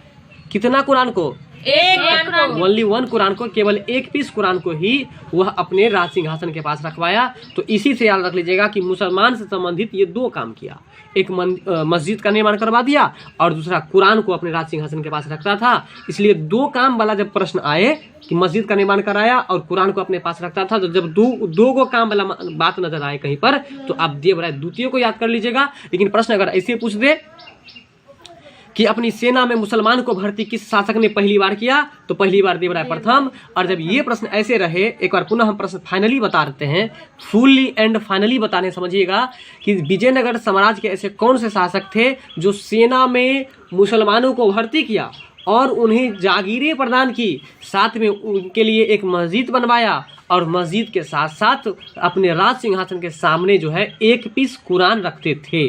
तो वो कौन राजा थे? देवराय द्वितीय थे। बात समझ में आ गया? तो यहाँ तक क्लियर हो गया ना? चलिए आइए अगला प्रश्न है कि विजयनगर के किस शासक ने, विजयनगर के किस शासक ने, है ना, विजयनगर के किस शासक ने बीदर के सुल्तान के रूप में, बीदर के सुल्तान के रूप में, ठीक है ना, बीदर के सुल्तान के रूप में महमूद शाह को, किसको? महमूद शाह को पुनर्स्थापित करने के उपलक्ष्य में, ठीक है, ठीक है, तो बीदर के सुल्तान के रूप में महमूद शाह को, किसको? महमूद शाह को, बिल्कुल नाम को याद करते चलिएगा, महमूद शाह को, ठीक, इसको महमूद शाह को पुनर्स्थापित करने के उपलक्ष्य में यवन राज स्थापनाचार्य, बोलिएगा, यवन राज स्थापनाचार्य। और देखिए यहाँ से बहुत ही जबरदस्त प्रश्न बन उभर के आ रहा है, तो इसको जरा आपको रटना होगा, जरा रटिएगा इसको। यह एक उपाधि का नाम है, यवन राज्य स्थापनाचार्य, बोलिएगा, यवन राज स्थापनाचार्य। बिल्कुल वर्ड को देख करके याद कीजिए, नहीं तो पता है फिर थोड़ी देर के बाद जब पूछेंगे ना तो आप लोग भूल जाइएगा। ठीक है, यवन राज्य स्थापनाचार्य, बोलिएगा, यवन राज स्थापनाचार्य। यवन राज स्थापनाचार्य की उपाधि धारण की। तो एक बार पुनः प्रश्न पढ़ाइए। चलिए, तो एक बार पुनः इस प्रश्न पर हम लोग आते हैं। इस प्रश्न का सीधा मतलब ये हुआ कि यवन राज स्थापनाचार्य, बोलिएगा जरा, यवन राज स्थापनाचार्य। यह एक उपाधि है और यह किनकी उपाधि है, इस प्रश्न का मतलब ये हुआ। ठीक है, तो पहले बताइए कि उपाधि कौन सा है? यवन राज स्थापनाचार्य। ये तो याद हो गया आपको जी। यवन राज स्थापनाचार्य जो है ना, वो कृष्णदेव राय की उपाधि है। किसकी उपाधि है? कृष्णदेव राय की उपाधि है। एक लाइन में बोलिए, एक साथ बोलिए फटाफट से। यवन राज स्थापनाचार्य कृष्णदेव राय की उपाधि है। बहुत अच्छा, तो इसी तरह से प्रश्न को समझिए, इसके बाद फिर आगे आपको मजा आएगा। बिना मेहनत किए कुछ नहीं होता है, बात समझ में आ रहा है? तो इसलिए ध्यान दीजिए, यवन राज स्थापनाचार्य कृष्णदेव राय की उपाधि है, ये समझ में आ गया जी। अब देखिए इसमें कुछ और भी बात बता रहा है। क्या बात बता रहा है? आइए प्रश्न पर ध्यान दीजिए। कहता है, प्रश्न को समझिए, विजयनगर के किस शासक ने बीदर के सुल्तान के रूप में महमूद शाह को पुनर्स्थापित करने के उपलक्ष्य में यवन राज स्थापनाचार्य की उपाधि धारण की? देखिए प्रश्न ये कह रहा है कि विजयनगर का ऐसा कौन सा राजा था। प्रश्न क्या कर रहा है, जल्दी बताइए। विजयनगर का ऐसा कौन सा राजा था? ये विजयनगर का ऐसा कौन सा राजा था जो बीदर, देखिए बीदर के बारे में हम आपको पहले बता दें। ये जो आप बीदर देख रहे हैं ना, ये बीदर एक जिला का नाम है। बीदर किसका नाम है? एक जिला का नाम है। ये बीदर एक जिला का नाम है, जो कि आपको कर्नाटक राज्य का यह एक जिला है। जैसे पटना एक जिला है जो कि बिहार राज्य का एक जिला है, ठीक उसी तरह से बीदर जो है ना, बीदर क्या है? बीदर जो है ना, वो कर्नाटक का एक जिला है। और ये इस जिला का सुल्तान बनाया किसको? मोहम्मद शाह को। किसको? मोहम्मद शाह को। बिल्कुल, महमूद शाह है। किसको बनाया सुल्तान? महमूद शाह को। बीदर जो है सो आपको बीदर का सुल्तान बनाता है। किसको? महमूद शाह को। महमूद शाह को बीदर का सुल्तान बनाता है, और सुल्तान जो बनाता है उसी के खुशी में जैसे आप लोग किसी भाषण में सुनते होगा, कोई व्यक्ति भाषण देता होगा कि सरस्वती पूजा के उपलक्ष्य में हम लोग ये सांस्कृतिक कार्यक्रम रख रहे हैं, ऐसे करके लोग बोलता है। तो उपलक्ष्य का मतलब होता है उसके खुशी में, उसको लेकर, उसी कारण से। बात समझ में आ रहा है ना? सरस्वती पूजा के उपलक्ष्य मतलब सरस्वती पूजा के कारण से। क्लियर हो रहा है कि नहीं? तो बस यहाँ भी ये जो प्रश्न है, तो विजयनगर साम्राज्य के ऐसे कौन से शासक थे जो सुल्तान महमूद को बीदर का सुल्तान, बीदर के सुल्तान के रूप में पुनर्स्थापित करने के उपलक्ष्य में एक उपाधि धारण किया है, और उस उपाधि का नाम है यवन राज्य स्थापनाचार्य। और यह उपाधि किसने लिया था? तो ये कृष्णदेव राय ने। बात अब समझ में अभी भी आया कि नहीं आया? तो ये बताइए कि कृष्णदेव राय जो है, कृष्णदेव राय सुल्तान के रूप में किसको पुनर्स्थापित कर रहा है? महमूद शाह को। किसको? महमूद शाह को। मतलब कृष्णदेव राय जो है ये महमूद शाह को पुनर्स्थापित कर रहा है। और किस क्षेत्र का राजा बना रहा है उसको? बीदर क्षेत्र का, बीदर जिला का। बीदर किस राज्य का जिला है भाई? कर्नाटक का। तो कर्नाटक का जो एक क्षेत्र है बीदर, उस बीदर क्षेत्र का इनको राजा बना रहा है। किनको? महमूद शाह को। और राजा बनाने की खुशी में ये अपने आप को एक जो है ना उपाधि ले लिया, अपने आप को यह एक उपाधि ले लिया, और उस उपाधि का नाम है यवन राज्य स्थापनाचार्य। जैसे आपके कॉलेज में जिस दिन प्रिंसिपल नहीं होते हैं, उस दिन प्रिंसिपल के बदला में कोई दूसरा आदमी होता है, और जो कोई दूसरा आदमी उसका काम करता है तो उसको क्या बुलाता है पता है आपको? इंचार्ज। क्या बुलाता है? इंचार्ज। इंचार्ज का मतलब होता है हिंदी में प्रभारी। क्या होता है? प्रभारी। तो इंचार्ज का मतलब होता है प्रभारी। कहते हैं ना कि अभी किसके इंचार्ज में चल रहा है, मतलब किसके भार में चल रहा है, इसका प्रभार कौन है? तो आप सोचिए, बीदर का सुल्तान बनाने वाला कौन है? कृष्णदेव राय है। तो जो कृष्णदेव राय बनाने वाला है, तो वह अपने आप को क्या कहलाने लगा? इंचार्ज कहलाने लगा। क्या कहलाने लगा? तो इंचार्ज से याद आ जाएगा आपको यवन राज्य स्थापनाचार्य। बात अभी भी समझ में आया कि नहीं समझ में आया? क्योंकि एक मतलब सुल्तान मतलब वहां का राजा बनाया, मतलब राज्य का स्थापना हुआ तब तो उसको राजा बनाया, इसलिए यवन राज्य स्थापनाचार्य। यवन राज्य स्थापनाचार्य। बात यहाँ तक समझ में आया कि नहीं? ठीक है, तो यवन राज्य स्थापनाचार्य याद रखिएगा। यानी कि विजयनगर का ऐसा कौन सा राजा था जो सुल्तान महमूद को बीदर क्षेत्र का सुल्तान बनाने के उपलक्ष्य में, एक बार पुनः फिर से समझिए, और हम कैसे प्रश्न को बार बार रिपीट करते हैं मुझे याद होता है, आप लोग भी याद कीजिए। विजयनगर का ऐसा कौन सा राजा था जो सुल्तान महमूद को बीदर क्षेत्र के सुल्तान के रूप में पुनर्स्थापित करने के उपलक्ष्य में उन्होंने एक उपाधि धारण किया, और वो उपाधि क्या है? यवन राज्य स्थापनाचार्य। यह उपाधि से सुशोभित होता है, यह उपाधि धारण करता है। तो बताइए कि यवन राज्य स्थापनाचार्य की उपाधि कौन लेता है? कृष्णदेव राय लेता है। कौन लेता है? कृष्णदेव राय। और किस राज्य की पुनर्स्थापना करके वहाँ का सुल्तान बनाता है? बीदर का। अब अगर आपको इस तरह से प्रश्न पूछ दे कि कृष्णदेव राय बीदर के सुल्तान के रूप में किसको घोषित किया है? बात समझ रहे हैं ना? तो इस प्रश्न को अगर सिंपल वे में हम समझे तो बस इतना ही कह रहा था कि यवन राज्य स्थापनाचार्य की उपाधि किसने धारण किया? लेकिन इसी को बड़ा लंबा लॉन्ग वे में इसको घुमाया, और इसके बाद फिर इसको शॉर्ट में हम लोग समझ सके इसको। तो यहाँ लॉन्ग में घुमाया तो हम लोग 2-3 प्रश्न को भी सीख गए। जैसे कि पहला प्रश्न सीखे कि सुल्तान महमूद, ये सुल्तान के रूप में महमूद शाह को किस क्षेत्र का सुल्तान कृष्णदेव राय बनाया था? बीदर का। बीदर किस राज्य में है? कर्नाटक में। बीदर क्या है? जिला। बीदर क्या है? बीदर एक जिला है। बीदर क्या है? बीदर एक जिला है। बात समझ में आ रहा है? और कृष्णदेव राय यदि ये प्रश्न ऐसे पूछते कि बीदर के क्षेत्र का सुल्तान महमूद शाह को जब बनाया गया, उसके बाद उन्होंने कैसी उपाधि धारण की थी? बात समझ रहे हैं ना? देखिए प्रश्न पर आप एक चीज याद रखिए। चलिए तो बताइए कि कृष्णदेव राय की जो उपाधि थी वो क्या उपाधि थी भाई? हाँ, देखिए हम आपको बात ये बताने वाले थे, अब याद आया कि आप जिस काम में जितना ज्यादा समय दीजिएगा, जितना अधिक ध्यान दीजिएगा, वह काम उतना लंबे समय तक आपको ख्याल रहेगा। अर्थात ये जो प्रश्न पढ़ने में हम ज़्यादा समय दे रहे हैं तो ये जल्दी भूलेंगे भी नहीं जी। बात समझ रहे हैं। तो इसलिए इस बात को थोड़ा समझना है, उबना नहीं है, ठीक है। तो एक बार फटाफट से बता दीजिए कि यवन राज स्थापनाचार्य किन की उपाधि है? कृष्णदेव राय की। और इसको याद रखने का ट्रिक क्या बताए थे हम?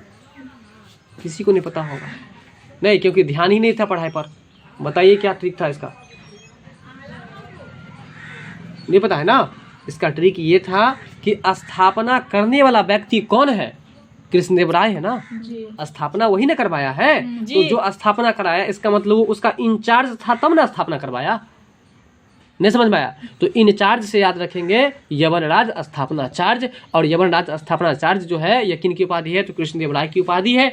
किस और यह किसके उपलक्ष्य में?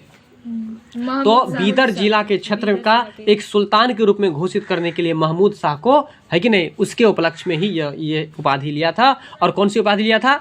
यवनराज स्थापनाचार्य। यवनराज स्थापनाचार्य। बात समझ में आ रहा है? तो अगर आपसे पूछ दे कि कृष्णदेव राय जो थे वो किस साम्राज्य के शासक थे? विजयनगर साम्राज्य। विजयनगर साम्राज्य के। किस साम्राज्य के शासक थे? विजयनगर साम्राज्य के। कृष्णदेव राय किस साम्राज्य के शासक थे? विजयनगर साम्राज्य के। और वैसे भी आपको पता है कृष्ण भगवान जहाँ रहेगा वहाँ तो सब विजय ही होगा ना। इसलिए कृष्णदेव राय के शासक, कृष्णदेव राय जो है सो किस साम्राज्य के शासक थे? विजयनगर साम्राज्य के। बात समझ में आ गया ना? बताइए बीदर क्या है? बीदर एक जिला किस राज्य का जिला है? कर्नाटक का। अगर इसी को एक बार में जो बोल देते कि बीदर एक कर्नाटक का जिला है तो नहीं होता। बीदर क्या है? कर्नाटक का जिला है। बीदर कर्नाटक का एक जिला है। ठीक है, चले आगे प्रश्न पर। अगला प्रश्न है कि किस विजयनगर सम्राट ने उम्मातूर, बोलिएगा जरा, उम्मातूर क्या है? उम्मातूर। उम्मातूर के विद्रोही सामंत, उम्मातूर के विद्रोही सामंत गंगा राय का दमन किया। गंगा राय नहीं है, गंग राय है। क्या है? गंगराय। गंग राय को क्या किया? दमन किया। दमन किया। देखिए गंग राय को दमन किया। व्यक्ति का नाम क्या है भाई? गंग राय। और दमन करने का मतलब समझ लीजिए, दमन करने का मतलब होता है अपने ताकत के बल पर किसी को पराजित कर देना। ताकत के बल पर किसी को पराजित कर देना। बात समझ में आ रहा है ना? दमन करने का मतलब अपने दम से, अपने ताकत से किसी को पराजित कर देना, उसी को कहता है दमन करना। तो देखिए किस विजय सम्राट ने उम्मातूर के विद्रोही सामंत को, है ना, उम्मातूर के विद्रोही सामंत गंगा राय का दमन किया। ठीक है ना? उम्मातूर के विद्रोही, बात समझिएगा जरा। तो चलिए यहाँ जो प्रश्न है इसमें हम पहले इस वर्ड को क्लियर करते हैं कि आखिर उम्मातूर क्या है। किसके बारे में क्लियर करेंगे हम लोग? पहले उम्मातूर क्या है? उम्मातूर के बारे में। किसके बारे में? उम्मातूर क्या है? उम्मातूर के बारे में। देखिए उम्मातूर जो यहाँ पर आप देख रहे हैं, ये उम्मातूर एक गांव है जो कि किस राज्य का गांव है? कर्नाटक राज्य का। किस राज्य का गांव है? कर्नाटक का। उम्मातूर जो है ये कर्नाटक का एक गांव है। उम्मातूर क्या है? कर्नाटक का एक गांव है। बिल्कुल, तो याद रखिएगा उम्मातूर कर्नाटक का एक गांव है। बात समझ में आ रहा है ना? देखिए कितने बच्चे को देखिएगा कि पढ़ते समय ना उसके पास कोनो न कोनो बहाना आ जाता है। हाँ, तो बहाना मान के चलिए किसी के सर में दर्द हो रहा है तो कहेगा ओ मम्मी सर में दर्द हो रहा है, नहीं पढ़ेंगे। बोलता कि नहीं? जी। बोलता है, ऐसे नहीं बोलता रहता कि मम्मी ओ मम्मी, ऐसे वैसे बहाना करता था बच्चा सब। इसलिए उम्मा, ओ मम्मी या उम्मा, अगर बच्चा इस तरह से कोई बहाना करेगा ना तो आप क्या पता है कि नाटक कर रहे हो, पढ़ने का नाटक है तुम्हारा। जी। ठीक है, नहीं पढ़ने का नाटक है, उम्मा उम्मा करते हो। ठीक है, तो इसलिए उम्मा से याद कर लेंगे उम्मा तूर। और जानते हैं वही माँ उसको देह पर ना डंडा को क्या कर देगा? तोड़ देगा। डंडा को क्या करेगा? तोड़ देगा। इसलिए तोड़ने से याद रखिएगा तूर, यानी कि उम्मा तूर। जैसे बच्चा कहेगा उम्मा मतलब माँ दर्द हो रहा है, शरीर में माथा में दर्द हो रहा है, कि माँ उसको जो है क्या करेगा? पकड़ के उस लड़का को तोड़ देगा। तो इसलिए तोड़ देगा यानी कि तूर। तो अब याद हो गया होगा कि कर्नाटक के गाँव का नाम क्या है? बताइएगा। उम्मातूर। क्या है कर्नाटक के गाँव का नाम? उम्मातूर है। ये चीज तो याद हो गया। अब आगे देखिए, विद्रोही का मतलब तो आप जानते हैं, विद्रोही का मतलब होता है झगड़ा करने वाला, लड़ने वाला, झगड़ने वाला। क्लियर है यहाँ तक? इसके बाद है आपको सामंत। हम एक एक वर्ड को बाल का खाल निकाल करके हम लोग आगे बढ़ेंगे। ठीक है, सामंत का मतलब होता है बड़ा बड़ा जमींदार। सामंत का मतलब क्या होता है?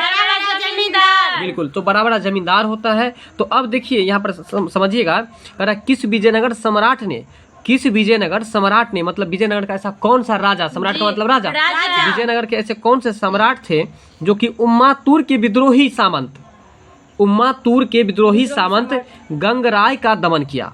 देखिए उम्मातूर के विद्रोही सामंत गंगराय, मतलब गंगराय नाम का जो व्यक्ति था ना, जी गंगराय नाम का जो व्यक्ति था वो उम्मातूर का विद्रोही था। वो नहीं समझ में आया?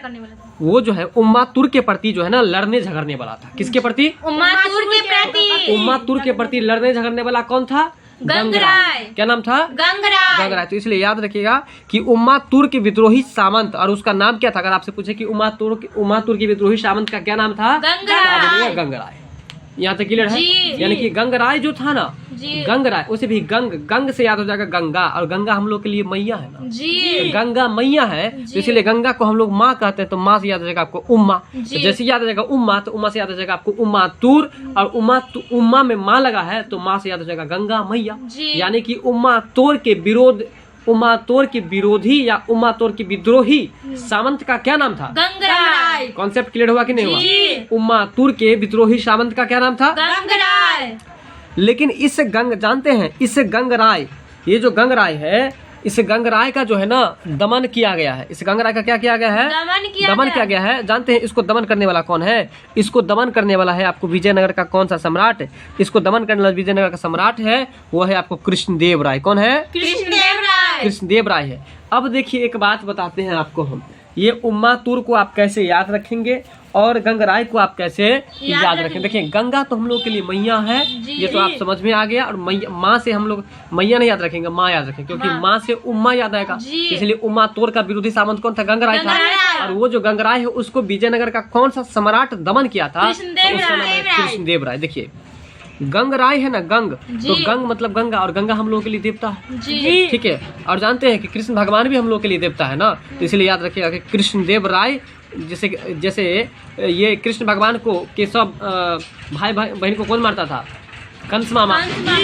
तो कंस मामा जैसे मारता था, ठीक उसी तरह से ये जो गंगराय है ना, गंगराय जो है ना, गंगराय को कौन मारेगा? तो कृष्णदेव राय मारेगा। गंगराय को कौन मारेगा? कृष्णदेव राय मारेगा। देखिए गंगराय के अंत में लगा हुआ है राय, और कृष्णदेव राय के अंत में लगा हुआ है राय। लेकिन ध्यान रहे अच्युत देव राय में भी लगा हुआ है। लेकिन देखिए गंगा, यमुना, सरस्वती, कृष्णा, गोदावरी हम लोग बोलते हैं कि नहीं बोलते हैं? ये सब नदी का नाम है ना, इसलिए गंगा नदी, तो गंगा नदी से जोड़ दीजिए कृष्णा नदी को।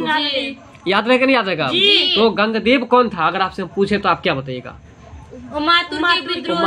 उम्मातूर के विद्रोही सामंत का नाम था गंगराय नाम था। और इस गंगराय का दमन जो है वो किस साम्राज्य के राजा किया है? किस साम्राज्य का राजा किया? हम ये पूछे आपसे, कौन से साम्राज्य का राजा किया है? विजयनगर साम्राज्य का। किस साम्राज्य का? विजयनगर साम्राज्य का, जो कि आप यहाँ पर देख रहे हैं विजयनगर साम्राज्य लिखा है। और अब पूछ देगा कि विजयनगर साम्राज्य का कौन सा ऐसा राजा था जो गंगराय का दमन किया है? उम्मातूर। कृष्णदेव राय हो जाएगा। क्या हो जाएगा? कृष्णदेव राय हो जाएगा। बात समझ में आ रहा है? तो याद रखें किस विजयनगर सम्राट ने उम्मातूर के विद्रोही सामंत गंगराय का दमन किया था? कृष्णदेव राय ने। बात समझ में आ गया जी। अगला प्रश्न है आपका कि कृष्णदेव राय के शासनकाल में पहली बार, समझिएगा, कृष्णदेव राय के शासनकाल में पहली बार विजयनगर और पुर्तगालियों के साथ, देखिएगा ये किसके शासनकाल में बात कर रहे हैं हम लोग? कृष्णदेव राय के शासनकाल में। किसके शासनकाल में बात कर रहे हैं? कृष्णदेव राय के शासनकाल में। कृष्णदेव राय के शासनकाल में हम लोग बात कर रहे हैं। और इसके बाद जो है कृष्णदेव राय के शासनकाल में क्या बात कर रहे हैं भाई? तो देखिए यही बात कर रहे हैं कि विजयनगर, कौन? विजयनगर और पुर्तगालियों के साथ। किस किस के साथ है? विजयनगर और पुर्तगालियों के साथ। विजयनगर और पुर्तगालियों के साथ जो है आपको मैत्री संबंध स्थापित हुआ। मैत्री का मतलब क्या होता है बताइए? यहाँ मैत्री संबंध की बात हो रही है, तो मैत्री संबंध का मतलब होता है मित्रता। मैत्री संबंध का मतलब क्या होता है? मित्रता। तो यहाँ पर जो मित्रता की बात हो रही है वो किस किस के बारे में हो रही है जरा समझिएगा। विजयनगर और पुर्तगाली के बारे में हो रही है, ठीक है ना? यानी कि दोस्ती किसके किसके बीच हो रही है? विजयनगर और पुर्तगाली। देखिए अगर गांव घर में ना या कहीं भी गाली गलौज जो होता है वो किस में? मित्रता में ही होता है ना जी। दोस्ती में ना लोग गाली नहीं गाली गलौज देता है। इसलिए याद रखिएगा कि विजयनगर में और पुर्तगाली में मित्रता की बात हो रही है जी। दोस्ती की बात जो हो रही है वो किस किस में हो रही है? विजयनगर और पुर्तगालियों के। विजयनगर में और पुर्तगाली में, ठीक है। तो कहता है कि कृष्णदेव राय के शासनकाल में पहली बार, कृष्णदेव राय के शासनकाल में पहली बार, मतलब इससे पहले कभी भी नहीं हुआ था, ये कृष्णदेव राय के समय में ही हुआ है। और वैसे भी एक बात बताइए कि कृष्ण भगवान हमेशा क्या कहते हैं, दोस्ती करने के लिए या झगड़ के रहने के लिए? दोस्ती करने के लिए, मित्रता करने के लिए या झगड़ के रहने के लिए? मित्रता करने के तो वही लिए। बात है, इसलिए याद आपको आराम से अब याद हो जाएगा कि कृष्णदेव राय के समय में ही मित्रता की बात हुई थी। नहीं समझ में आया? विजयनगर के किस राजा के समय में मित्रता की बात हुई थी? कृष्णदेव राय के समय में। बात समझ में आ रहा है? तो मित्रता की बात जो है कौन करते हैं? कृष्ण भगवान करते हैं। इसीलिए याद रखिएगा कि विजयनगर की किस राजा के शासन काल में पुर्तगाली और विजयनगर की मित्रता की बात हुई थी? तो कृष्णदेव राय के समय में। ये तो अब याद ही हो गया होगा आप लोग को, ठीक है। और हम आपको ये भी बता दिए कि दोस्ती यारी में ही, मतलब मित्रता में ही ना, थोड़ा गाली गलौज भी लोग कर लेता है, नहीं करता है। तो इसलिए याद रखिएगा कि मित्रता की बात जब भी चर्चा हो तो आप दो साम्राज्य का नाम याद रखिएगा, एगो विजयनगर का और एगो पुर्तगाल का। एगो विजयनगर का, एगो पुर्तगालियों का, ठीक है। और किसके शासन काल में? कृष्णदेव राय के शासन काल में, ठीक है। तो कहता है कि कृष्णदेव राय के शासन काल में पहली बार विजयनगर और पुर्तगालियों के साथ मैत्री संबंध स्थापित हुआ, लेकिन इसका क्या परिणाम हुआ? बात समझ में आ रहा है? इसका क्या रिजल्ट हुआ? तो देखिए, मित्रता होने से कहते हैं ना, संगत से गुण आते हैं, संगत से गुण जात। कहने का मतलब यह है कि मित्रता में कुछ अच्छा भी हो सकता है, कुछ बुरा भी हो सकता है। लेकिन देखिए अब यहाँ पर कि विजयनगर और पुर्तगाली के बीच में जो मित्रता हुई है उसमें क्या परिणाम हुआ है, इसको हम लोग देखते हैं। तो सबसे पहले देखिए यहाँ पर उपयुक्त सभी इसका हो जाएगा, यानी कि ऑप्शन ए, बी और सी तीनों हो जाएगा। प्रश्न काफी महत्वपूर्ण है, यानी कि ऑप्शन तीनों इसका सही हो जाएगा। तो सबसे पहले है कि विजयनगर को घोरे की, ठीक है, विजयनगर को घोरे की पूर्ति का एक आधार मिल गया। बात समझ में आ रहा है? विजयनगर को घोरे की पूर्ति का एकाधिकार मिल गया। बात समझ में आ रहा है? विजयनगर को घोरे की पूर्ति का एकाधिकार, समझिएगा पॉइंट को। कहता है कि विजयनगर को घोरे की पूर्ति का, बात समझ में आ रहा है ना? विजयनगर को घोरे मतलब समझते हैं, घोड़ा, हॉर्स है ना, अश्व। तो विजयनगर को घोरे की पूर्ति का एक अधिकार मिल गया। ये लाइन आपको याद करना पड़ेगा, बिना याद किए हुए कोई गुंजाइश नहीं है। तो बोलिए, विजयनगर को घोरे की पूर्ति का एकाधिकार मिल गया। अब बोलिए, विजयनगर को घोरे की पूर्ति का एकाधिकार मिल गया। ठीक है, विजयनगर को मतलब किसको मिला है? विजयनगर को मिला। और विजयनगर को जो मिला है वह आपको जो है किसकी पूर्ति का? तो घोरे की पूर्ति का, घोरे की पूर्ति का एकाधिकार मिल गया। एक बार पुनः बोलिए, विजयनगर को घोरे की पूर्ति का एकाधिकार मिल गया। यहाँ तक सही है? चलिए आगे है, पुर्तगालियों को व्यापारिक सुविधाएं मिल गई। अच्छा एक बात बताइए, जब घोड़ा की पूर्ति हो जाएगी तो व्यापार करना आसान होगा कि कठिन होगा? वही बात है, घोड़े की पूर्ति का एकाधिकार मिल गया और साथ में पुर्तगालियों को व्यापारिक सुविधा भी मिल गई। देखिए मतलब, तो बताइए दोस्ती करने से क्या फायदा मिला? उनको व्यापारी करने में सुविधा हो गया। बिल्कुल, घोड़े की पूर्ति भी हो गई और व्यापारिक सुविधाएं मिल गई। तो अभी देखिए, अभी यहाँ पर घोड़े की पूर्ति का अधिकार किसको मिल गया? विजयनगर को मिल गया। लेकिन व्यापारी का सुविधा किसको मिला? पुर्तगालियों को मिल गया। बात समझ में आ रहा है? व्यापारिक सुविधा किसको मिला? पुर्तगालियों को मिल गया। व्यापारिक सुविधा किसको मिल गया? अब घोड़े की सुविधा किसको हुआ? विजयनगर को। अब देखिए, घोड़ा से जो कोई युद्ध करेगा तो घोड़ा कितना तेज भागता है, तो घोड़ा से युद्ध करेगा तो विजय हो जाएगा ना। घोड़ा से युद्ध करेगा तो विजय हो जाएगा। इसलिए घोड़े का अधिकार किसको मिला? विजयनगर को। और व्यापारी का अधिकार किसको मिल गया? व्यापारी करने में सुविधा किसको मिल गया? पुर्तगाली को। ये 2 पॉइंट क्लियर हुआ। और दोनों पॉइंट को जरा पहले बोलिए आप। विजयनगर को घोड़े के पूर्ति का एक अधिकार मिल गया। एक बार पुनः फिर से देखिए, विजयनगर को घोड़े के पूर्ति का एकाधिकार मिल गया और पुर्तगालियों को व्यापारिक सुविधाएं मिल गई। ठीक है, आगे चलिए। अनेक पुर्तगाली व्यापारियों, है ना, कहाँ का व्यापारी? तो पुर्तगाली का व्यापारी, अभी जस्ट कहते हैं ना व्यापारी का पुर्तगाली। ठीक है, तो अनेक पुर्तगाली व्यापारियों और यात्रियों ने, है ना, अनेक पुर्तगाली व्यापारियों और यात्रियों ने विजयनगर का भ्रमण पर आया। अब देखिए यहाँ पर जब घोड़ा का उपलब्धता हो गया तो अब लोग घूमने के लिए भी आ रहा है। कहाँ पर? विजयनगर। कहाँ पर आ रहा है? विजयनगर पर। तो यानी कि अनेक पुर्तगाली व्यापारी को, यानी कि पुर्तगाली का जो आदमी था वो व्यापारी करने का काम किया, सो कर्म किया। लेकिन इसके साथ साथ में एगो काम और किया है क्या किया है पता है? जी। इसके साथ साथ में जो है ना आपको जो है सो कुछ लोग जो पुर्तगाल के थे वह आपको घूमने के लिए भी आए, भ्रमण करने के लिए आए, मतलब कि घूमने के लिए आए। वही बात कर रहा है कि अनेक पुर्तगाली व्यापारी और अनेक यात्री, पुर्तगाली व्यापारी और यात्री का मतलब जो भ्रमण करने के लिए आता है उसको हम लोग यात्री कहेंगे, और जो व्यापार करने के लिए आएगा उसको हम व्यापारी कहेंगे। यहाँ तक क्लियर है कि नहीं क्लियर है? तो अनेक पुर्तगाली व्यापारियों और अनेक यात्रियों को विजयनगर भ्रमण करने का मौका मिल गया और वह भ्रमण करने के लिए आए। कहाँ पर आए? विजयनगर। तो अब आप लोग तीनों पॉइंट को जरा सुनाएंगे, तो सुनाइए तो जरा। विजयनगर को घोड़े की पूर्ति का एकाधिकार मिल गया। बिल्कुल, विजयनगर को घोड़े की पूर्ति का एकाधिकार मिल गया। सही बात, सुविधा मिल गई। बिल्कुल, पुर्तगालियों को व्यापारिक सुविधा मिल गई।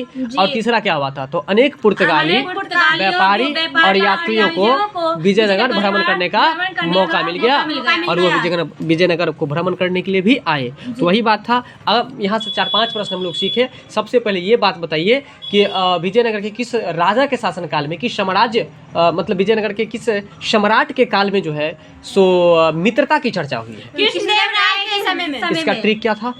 विजयनगर कृष्ण भगवान तो हमेशा मित्रता करने की बात कहेंगे ना, इसलिए मित्रता की बात कभी भी होगा विजयनगर से जुड़ा हुआ कोई क्वेश्चन आएगा तो आप कृष्ण भगवान को पकड़ लीजिएगा, यानी कि कृष्णदेव राय को। अब ये बताइए कि ये जो मित्रता की बात हो रही है वो किन के बीच हो रही है? विजयनगर साम्राज्य के बीच में और पुर्तगालियों के बीच में। ये भी क्लियर हो गया, ठीक है। तो इसको याद रखने का क्या ट्रिक बताए थे? इसको याद रखने का ट्रिक बताया था कि मित्रता में ही तो गाली गलौज होता है, इसलिए और मतलब कि विजयनगर और पुर्तगाली में गाली लगा है ना, तो गाली से याद रख लेंगे कि मित्रता में ही आपको गाली गलौज होगा। चलिए, जब भी याद रखिए मित्रता की बात जब भी हो कृष्णदेव राय के शासनकाल में तो पुर्तगाली को याद कर लेंगे और बेचारा। और दूसरा बात कि कृष्णदेव राय किस समाज का था? विजयनगर का था, इसलिए इसको दोनों को याद रखना आसान हो गया। जैसे मित्रता की बात आएगी तो हम बताएं कि मित्रता में ही गाली गलौज होता है, तो गाली गलौज से याद हो जाएगा पुर्तगाली। और मित्रता करने के लिए कौन कहते हैं? कृष्ण भगवान कहते हैं, इसलिए कृष्णदेव राय याद हो जाएगा। नहीं उससे याद होगा तो इससे तो याद हो ही जाएगा, क्योंकि विजयनगर साम्राज्य है ना भाई, सॉरी कृष्णदेव राय है ना, तो कृष्णदेव राय जो था वो किस साम्राज्य से था? विजयनगर साम्राज्य से। इसलिए मित्रता की बात अगर कही जाए तो याद रखिएगा मित्रता एक विजयनगर साम्राज्य और दूसरा पुर्तगाली। अच्छा, अब ये बताइए, अगर क्वेश्चन ऐसे पूछ दे कि विजयनगर साम्राज्य और पुर्तगालियों के बीच में जो मित्रता हुई वह किस राजा के शासनकाल में हुई? कृष्णदेव राय के शासनकाल में हुई।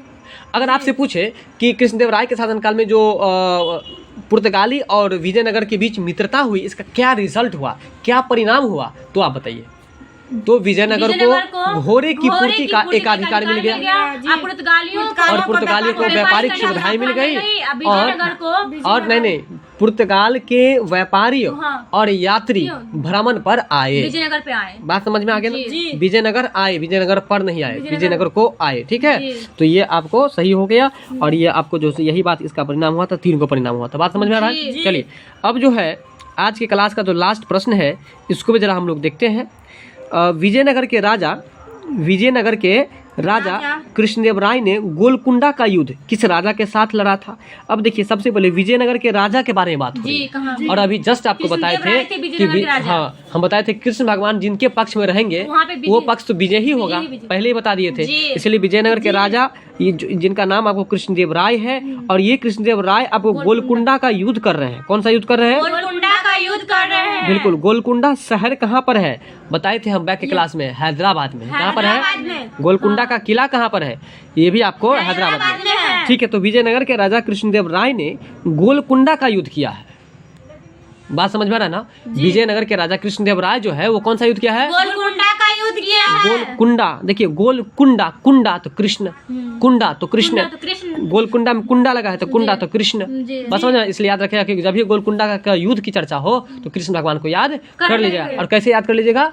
गोलकुंडा में कुंडा लगा है तो कुंडा से याद कर लेंगे, कू से नहीं, कुंडा कृष्ण, कुंडा कृष्ण। बात समझ में आ रहा है? तो अब देखिए, ये कृष्णदेव राय जो है ना गोलकुंडा के कुली कुतुब शाह से ये झगड़ा किए हैं, लड़ाई किए हैं। बात समझ में आया? और वैसे भी गोलकुंडा का जो किला था वो कुली कुतुब शाह ने ही बनवाया था। और ये जो आपको गोलकुंडा का ये कुली कुतुब शाह जो है गोलकुंडा में शासन भी किया है, स्थापना भी किया है, याद रखिएगा। बात समझ में आ रहा है कि नहीं आ रहा है?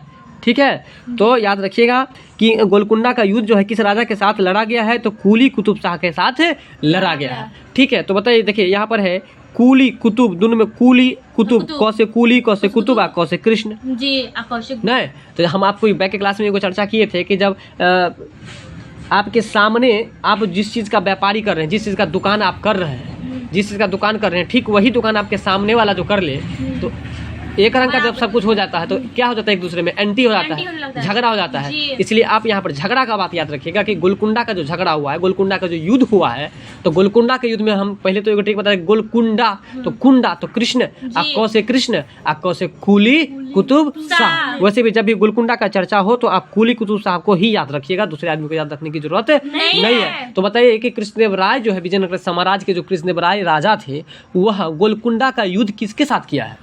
कुली कुतुब शाह के साथ किया है। बिल्कुल, किसके साथ किया है? कुली कुतुब शाह के साथ। बिल्कुल। तो आज के लिए बस इतना ही, और 40 नंबर प्रश्न से हम लोग अगले क्लास में बात करेंगे। तब तक के लिए बहुत बहुत धन्यवाद। वीडियो अच्छी लगे तो लाइक शेयर सब्सक्राइब जरूर कीजिएगा।